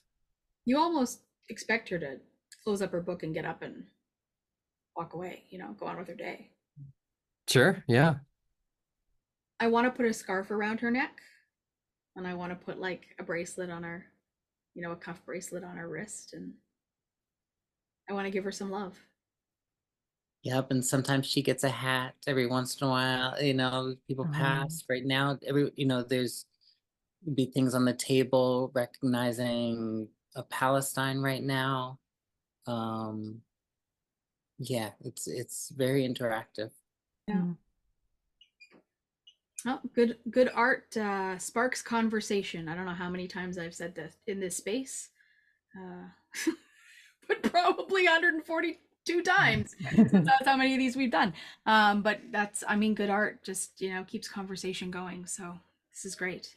All right, so Rick, I think you can take this photo down, and we have some time left. If we have some folks in the space that want to, you know what? Let's share the cat. Let's share Lost Cat before we get into some chit chat, because I know that it was referenced. Lost Cat was referenced in some of the descriptions. And so one of our describers, and the describers, how they would describe themselves, and so people might be wondering, what is this Lost Cat thing? Who wants to describe this? Anybody want to take Lucy, do you want to start, and then I'll fill in? Sure. Sure. Okay. Yeah, I can definitely give a shot at describing like the visual appearance of it, but I know Caleb also has some really interesting stories about this Lost Cat. This is just a fun little thing, friends. So Lost Cat is a graffiti tag. In this particular picture, it's painted on like concrete, like someone's driveway. And it's white spray paint, but it's actually layered on top of a black spray paint. And it's a very abstract kind of cartoony cat with just very long triangular ears sticking out of an oval head, with two very round, very emphasized white eyes. And on each of the ears, there's like two lines on the left ear and then a couple like polka dots on the right ear. And the ears are actually not exactly the same size either. They're a little bit asymmetrical. And then underneath it says Lost Cat, which is one word, and the A is actually missing like the line in between, but it says Lost Cat, and then very, very faintly at the bottom it says 2022. And I guess that's like when the picture was painted. But that's a rough visual description of it. The symbol of the Lost Cat, the visual of it reminds me, like the ears remind me of two ice cream cones. Like they're literally inverted triangles shaped like ice cream cones. So it's very, very, very like drawing a stick figure kind of drawing. And if you think about like an emoji happy face, simple circle with two circle eyes, it's kind of like, a kindergarten would draw it, but it's obviously, it's like, think very simple, very rudimentary, would take you 3 seconds to draw it. It's totally simple, totally fun and young. So what's the context of this one, Caleb? So Lost Cat was a good friend of mine, and I found the message from my friend Robin, also my age mate, who Robin and Aaron and I went to school together. And Robin said to me on July 1st, "Hey, any idea how I can get in contact with the Lost Cat tagger?" all my daughter wants for her 6th. So it makes me sad. Oh no. So yes, it's okay. We'll get into that too. All my daughter wants for her 6-year-old birthday is a lost cat to appear on our house, property or shed, and I'm fine with that. XOXOX.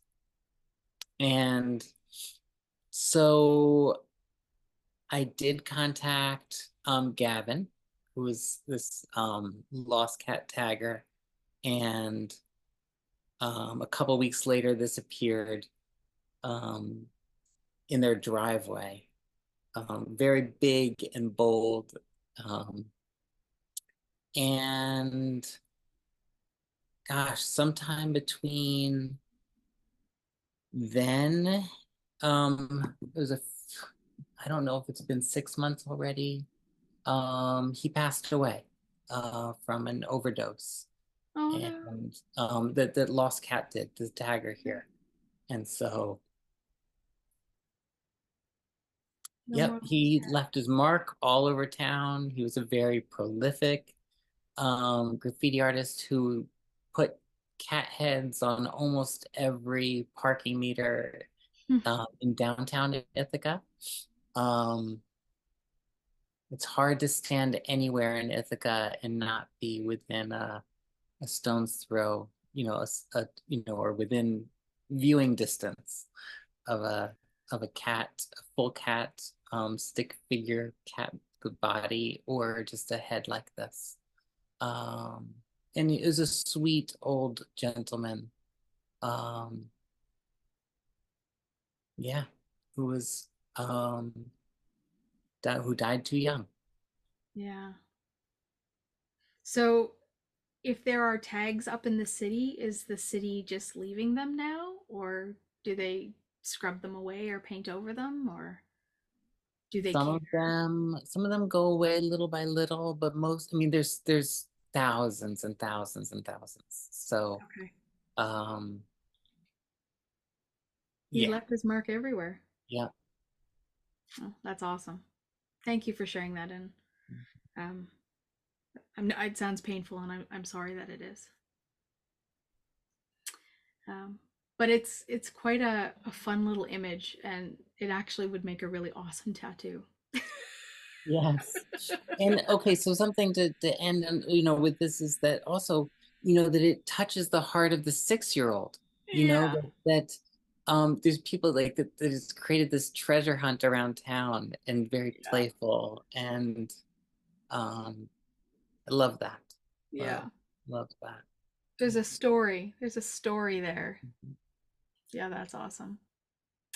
We have a hand from Sean and Christy, and we pretty much are assured that it's going to be Christy, who I think described every mural in this particular Crowder. So Christy. Oh. Hi. I'm pretty sure it's you, if I'm wrong. It's me and my Ithaca is Gorgeous t-shirt. Are you wearing your Ithaca is Gorgeous t-shirt? Yes, thank you, Lucy. Yeah, I like it. I was getting ready to work out one morning and I got this package and I'm like, I wasn't expecting a package. Like, what? And then I saw it was Ithaca, New York. I'm like, oh, okay. Yeah, so thank you. I love the t-shirt. Yeah. I have to say it was intimidating describing the murals, but when I heard all the descriptions, it actually it now I realize I have to look even slower because I recognized, like, as I was listening, I'm like, oh, there's the woman with the apples. I totally didn't see that. But yeah, to just slow down, I get so self-conscious. I'm like, I'm not gonna see it anyway. And I think that really inhibits me from actually appreciating it. So it's like, I think that's what I take away from this. It's like, just let go and enjoy art for art, right? But it was really fun. It was a cool thing to do on Mondays before I got to work. Yeah. So you're excited about another Crowder, Christy, whenever that happens? Yes. yeah, at the very least, this one was my stress relief because, as Amy knows, I've been going through health issues. So I'm like, okay, I need something, anything to just not focus on my health issues. So Right. this was it came at the right time. So yeah, it was great. So yeah, thank you. And it must be really late for some of you guys over there, hey? Just about tomorrow. Yep. Yeah. Thank you Have for a sharing great that, night. Kristen. Thank you so much. Thank you for sharing that. Let's go to Sharon next, and then we'll go to Tony. So I walked into my house literally 2 minutes before 10 o'clock, and I didn't even know, and quickly logged in and did not even look to see what this was about. And I said, and I was gobsmacked because I heard Ithaca. So I went to Cornell. Yes. So this is all like so lovely. So Caleb, the welcome to downtown Ithaca sign, do you know when that went up? 2 years ago. Just there wasn't one before? Let me think if there's more. I don't believe so. Okay. Because it seemed familiar, but yet I haven't been to Ithaca, sadly, in the last 2 years. So no. Okay. But it's wonderful. And when did the whole mural, I think you said it, but when did it start, the whole mural project? I started organizing murals in 2010, 14 years ago. Okay.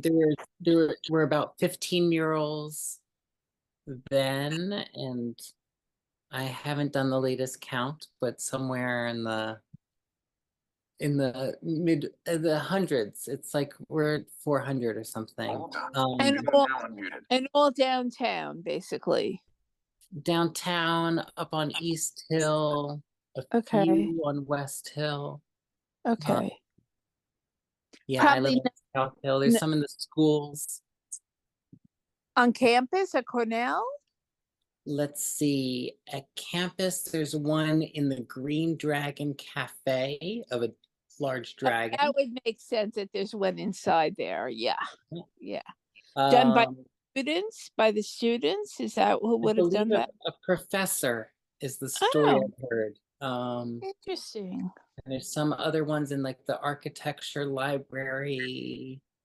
And there's a few new ones popping up in kind of some of the lounges. Oh, there's do you know Risley Hall? Sure. There's one as the Art Storm, the Art Storm, yeah, that has would make many murals inside. Yeah. Interesting. And that the cat, the last one that you showed, the cat are any of those on Cornell on campus?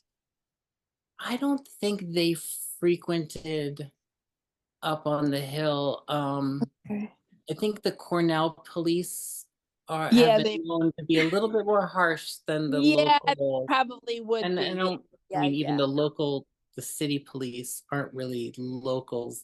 We're police from outside our city, as many places in the US are like that, where it's more rural culture, policing urban areas. But but still our police are more used to and graffiti's in some ways appreciated in the downtown Ithaca in a way. So right. Well, it's wonderful. It really made me homesick for Ithaca. It's wonderful. And October was probably a beautiful time to do the walking tour. That's great. That's just so wonderful. These are great. Sharon, what did you study? I studied psychology at Cornell. Yeah, and I loved Cornell. And loved Ithaca. I think that's a very common feeling. Ithaca is a wonderful place. It's really very special. When was the last time you were able to go back? Oh gosh, I was definitely pre-pandemic. I was trying to think that as I was listening. possibly 10 years. I'm can't remember, but yeah, it definitely, definitely need to get back there. I have one of my old roommates actually still lives there, so that's nice to have a place to go to. But yeah, it's wonderful. You never know. The next time you go back, there might be an actual in-person tour. You never know. I know. I'm thinking, I wonder if my were these advertised, the tours? I mean, how were they? I guess they were. I mean, how did people? I can share a little bit about this. The advertising was mainly through Flick, the Finger Lakes Independence Center. And then also I tried advertising it actually through the Cornell community, but unfortunately, because we're like not affiliated with Cornell as like a student group, I wasn't really able to do that. But we also posted on social media and stuff like that. Honestly, because I am also pretty new to Ithaca, I feel like I didn't know exactly where to maybe spread the word the most. But hopefully if we do something like this again, maybe there will be more word of mouth and more other ways to share. Or the student newspaper, the Cornell Daily Sun, maybe they could do something. Yeah. Do it again. Yeah, that's great. Well, this was really wonderful. I love and all the imagery with Gigantic Falls, and it's just wonderful. It's a beautiful place. Thanks for coming back to Ithaca with us tonight. Yeah, I like that. That was wonderful. Thank you both. That was great. Thanks, Sharon. All right, Tony, my friend, you're up, and then we'll go to Megan. Another New Yorker.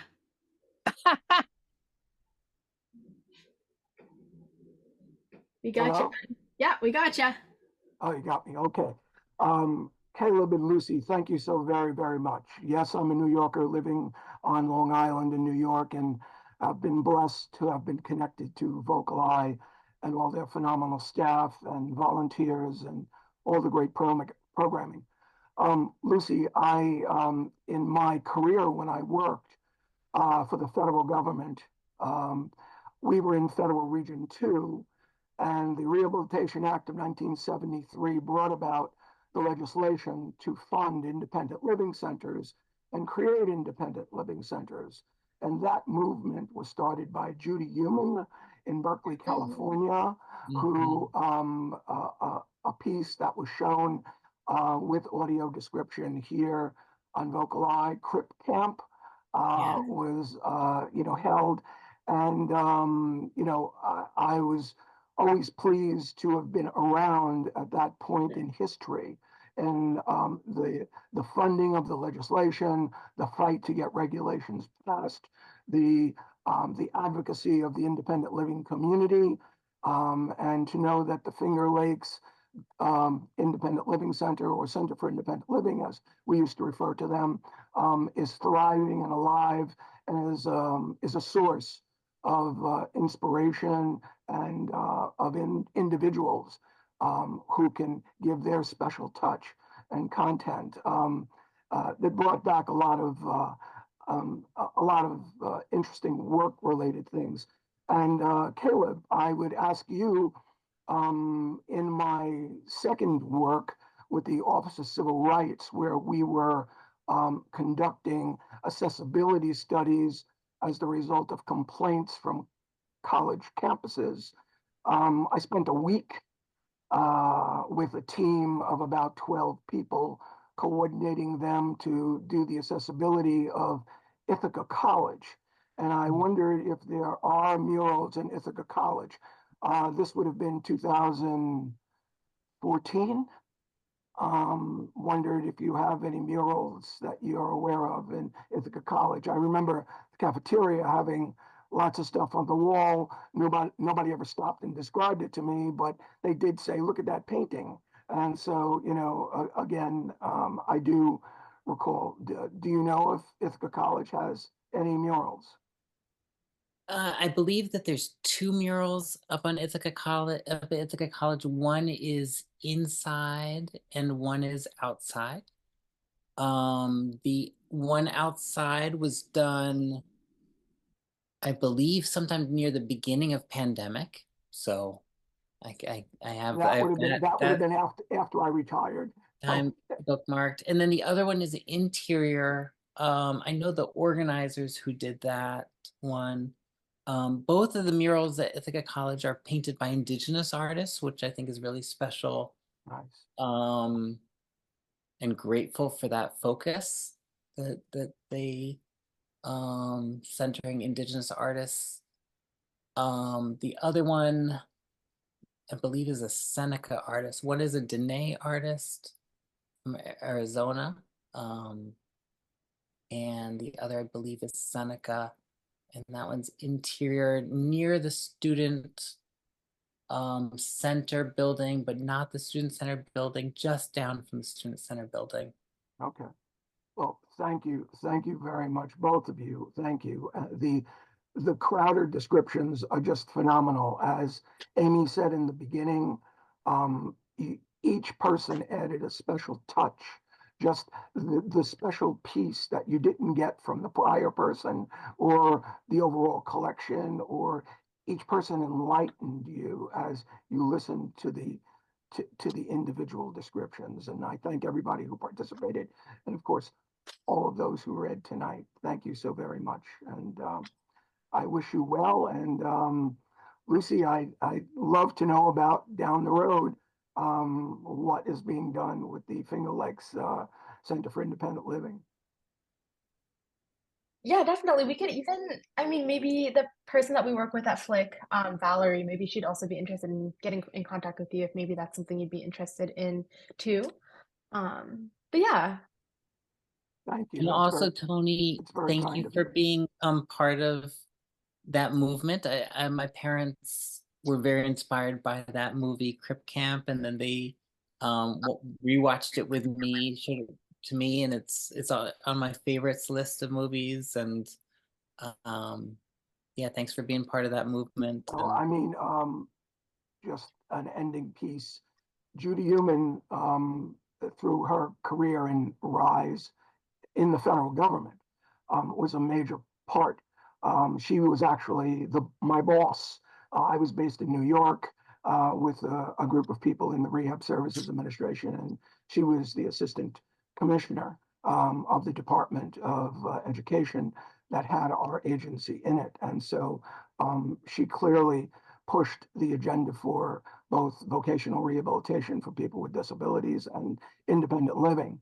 And, you know, there was a person who put action into words, you know, many, many times, or words into action, pardon me, it's the late hour here in New York, I'm sorry. Mm-hmm. Yep, they know it. It's tomorrow.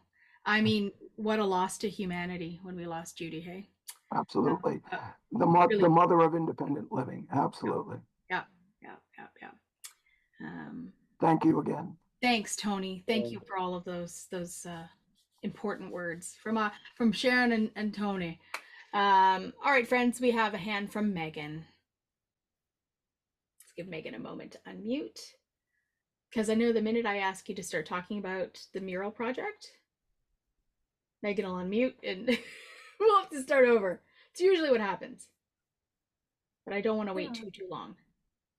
Maybe in the meantime, I can also mention that I can't send a message to the whole chat, but there is a Lost Cat Ithaca website actually that has like a map of all the places in Ithaca where there's like a lost cat tag, which I think is like a nice way to kind of share the prolific lost cat tags that are in Ithaca and like kind of understand where you know, all those tags are if you can't visit in person. But it's really been a pleasure like walking around anywhere really in Ithaca and seeing them everywhere, really everywhere. I did, like, before I even realized this was like a thing, I was like, I see this everywhere, literally everywhere. And it was so great to learn a little bit more about like you know, the history and the person behind all this joy. Feels like chasing a Pokemon. Let's go to Rita and circle back to Megan. Oh, Megan's disappeared, so maybe she was having technical difficulties. So Rita, you're up, my friend. Yeah, we can hear you. Sorry, could you guys hear me? Yep. Yes. Okay, great. Okay, so the one thing I was gonna, actually I have two comments. One of them is, how amazed I am about all the different views of one mural and what kind of a much fuller picture of the mural it gives me, and also the whole thing gave me a really nice idea about Ithaca and you know, sort of the life there and the people living there and the different activities like the youth farm and things like that. So that was quite amazing. It was really nice to hear all of that stuff. So that was one comment, but the second thing is I reacted to the statue of Bettina that was sitting there. Of Aaron, yeah. And the one reason I reacted to it was because years ago, I think it must have been in the 70s, I was visiting a friend of mine who was studying at the Presbyterian Divinity School in Princeton, New Jersey. And she took me around to some, I think they were bronze statues of people sitting on benches. You know, there were 2 or 3, not a whole load of them. But it was quite remarkable, you know, one of them was reading a book or something. And, you know, like she said when she first saw one of them, she didn't realize it was a statue. She thought it was a person. And of course, to me, it didn't look any different. I still had some partial vision at the time. But they were quite amazing, those statues. And it just makes you think, you know, these life-size, lifelike statues that, you know, it just makes the environment really different. It's quite, I don't know. It makes the life of your town, you know, more vibrant or something. Just from the statues. And those statues were there for years, and I don't know if they're still there or not. I have no idea. That was in the 70s. So that's it for me. Thank you for sharing those memories. Very nice. Yeah, bringing life. I agree, they do bring life, like a sense of life and community, aliveness to the concrete jungles we live in. Yeah, absolutely. Okay, well, if Megan joins us, then maybe we can get a question or a comment out of her. If not, Lucy, talk to us about what's coming up. Sure, yeah.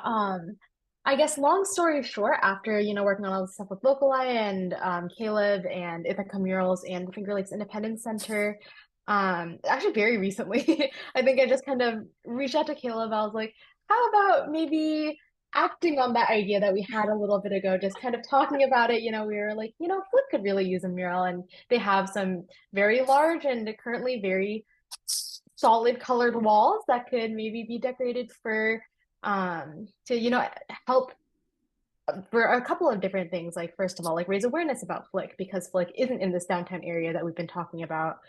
So it's a little bit further out of the way. Maybe not quite as many people know about them. Spread like these messages about, you know, promoting accessibility, disability justice and stuff like that.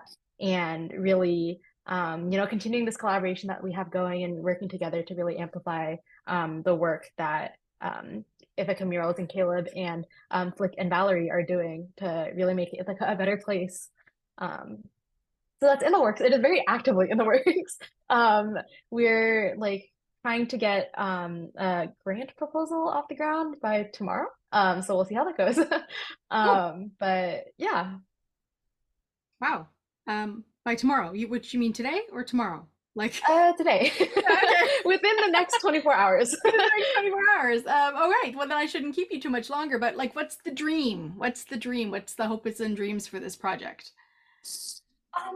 Yeah, I mean, I can get into this, but also maybe Caleb can definitely fill in anything that I miss. But I think the dream really is to bring the community together, and really like highlight Flick and, you know, again, like use art as a great way to advocate, basically. And we were thinking about maybe doing a community mural. Caleb was talking about how they had done some community murals in the past on like one of the bridges that actually goes to a different part of Ithaca, or on like a temporary construction barrier, stuff like that, that really just brings the community together and gets everyone to participate in being creative and having fun, just making art and expressing themselves. So we were thinking that could be a great opportunity to do something like that. But we're still kind of fully formulating what this might look like. But I think really the end goal is to like raise awareness for Flick and you know, create a mural that people will love.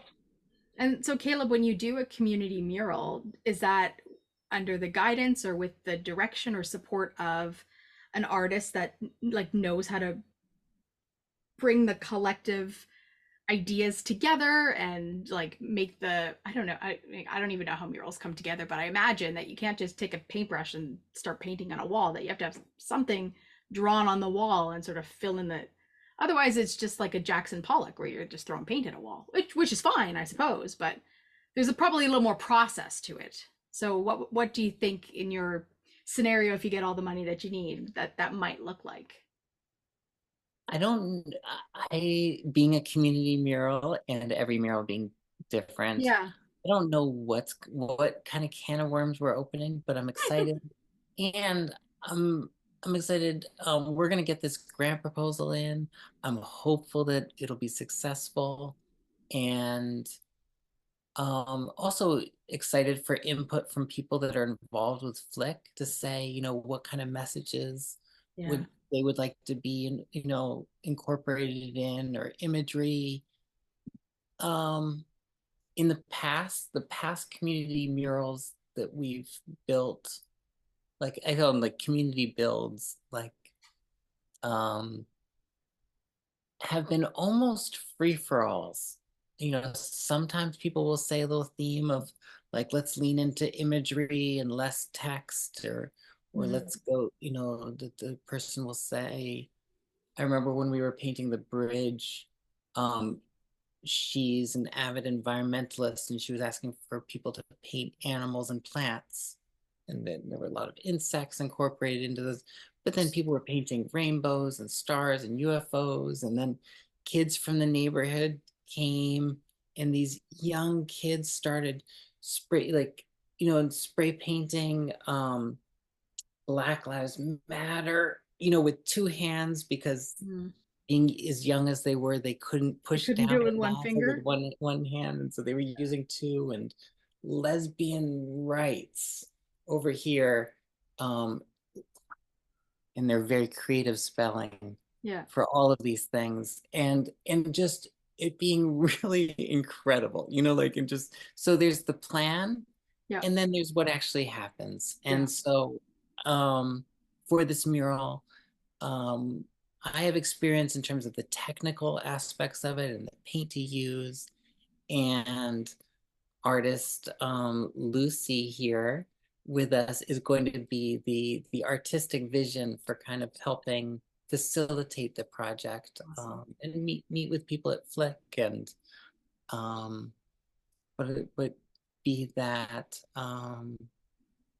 be the artist, the creative artist involved. Well, when that mural or whatever it turns out to be is finished, you'll have to send it our way so that we can share it with this group. Because I would love to see what comes of this community piece, because it's something that's happening in my mind too about how we do a community piece. So I would love to see that. And just one final thought, if you have any, I would love to have you share some thoughts or anecdotes that came out of the online feedback. I know there's a whole sort of report that we generated about what people had said about you know, the online feedback, like Christy had shared, you know, that she was going through some stuff, and this sort of really became like a light spot in her day to describe a mural on a Monday. What were some of the things that people were saying just from a participatory level for online? Yeah, I have the report pulled up actually, just to kind of jog my memory a little bit. I think someone said, yeah, so Sefson, who also I think described every single mural in this project, said, I do wish street art was welcomed more overall, and I appreciate Ithaca for having some of these large murals. I think I also like higher effort graffiti and tags more than the average person. Lost Cat in particular is in particular really well known in Ithaca, but I've also seen several tags of Demi Honest scattered around the city, which is an interesting name and slogan by itself, as well as some street crossing box drawings, and the ever-present personal opinion or activism tags, especially near the police building at the base of South Hill. So that was their response to their experience about describing the artworks. And maybe another one that I thought was really interesting was someone said, the public art around Ithaca is deeply meaningful to me. I moved here 6 months before the pandemic and spent countless hours during lockdown walking alone with my dog, appreciating the murals. So just kind of different people with different, made an impact on people that have done descriptions, people that live in the community, almost obviously the folks in the space tonight. So I love this Crowder project, and although our executive director of VocalEye doesn't like to take all the credit, this is a brainchild of Steph Kirkland, and I think that the creativity that comes from her brain serves our community extremely well. So I need to acknowledge that in this space. All right, my friends, you have a grant to write, so go get a little bit of shut-eye before that is due. I wish you all the success with that grant, and you're welcome in this space anytime. So thank you, Caleb. Thank you, Lucy, for spending your evening and part of your morning with us in the VocalEye Almost live space. Thank you. Yeah. Thank you. Thank you so much for also hosting Amy and Lindsey and Jiten and Steph, everyone at VocalEye, for also partnering and making this possible. It was so nice working with you both on this project. It was so awesome to get to know you both through this. Yeah, I'm so grateful. Me too. Fun times. And the impact that this is going to make ongoing, in my life, and then, we'll see how it ripples out. Let's do it again. So I say this constantly to folks as purposeful, meaningful steps forward, right? Don't have to rush and describe all 400 of them, but maybe you take a stab at doing something next year. Right? Awesome. Thank you all for joining us tonight. Thanks, you guys. Take care. VocalEye, vocaleye.ca. Special thanks to our funders, the Canada Council for the Arts, the British Columbia Arts Council, the Province of British Columbia, and the City of Vancouver.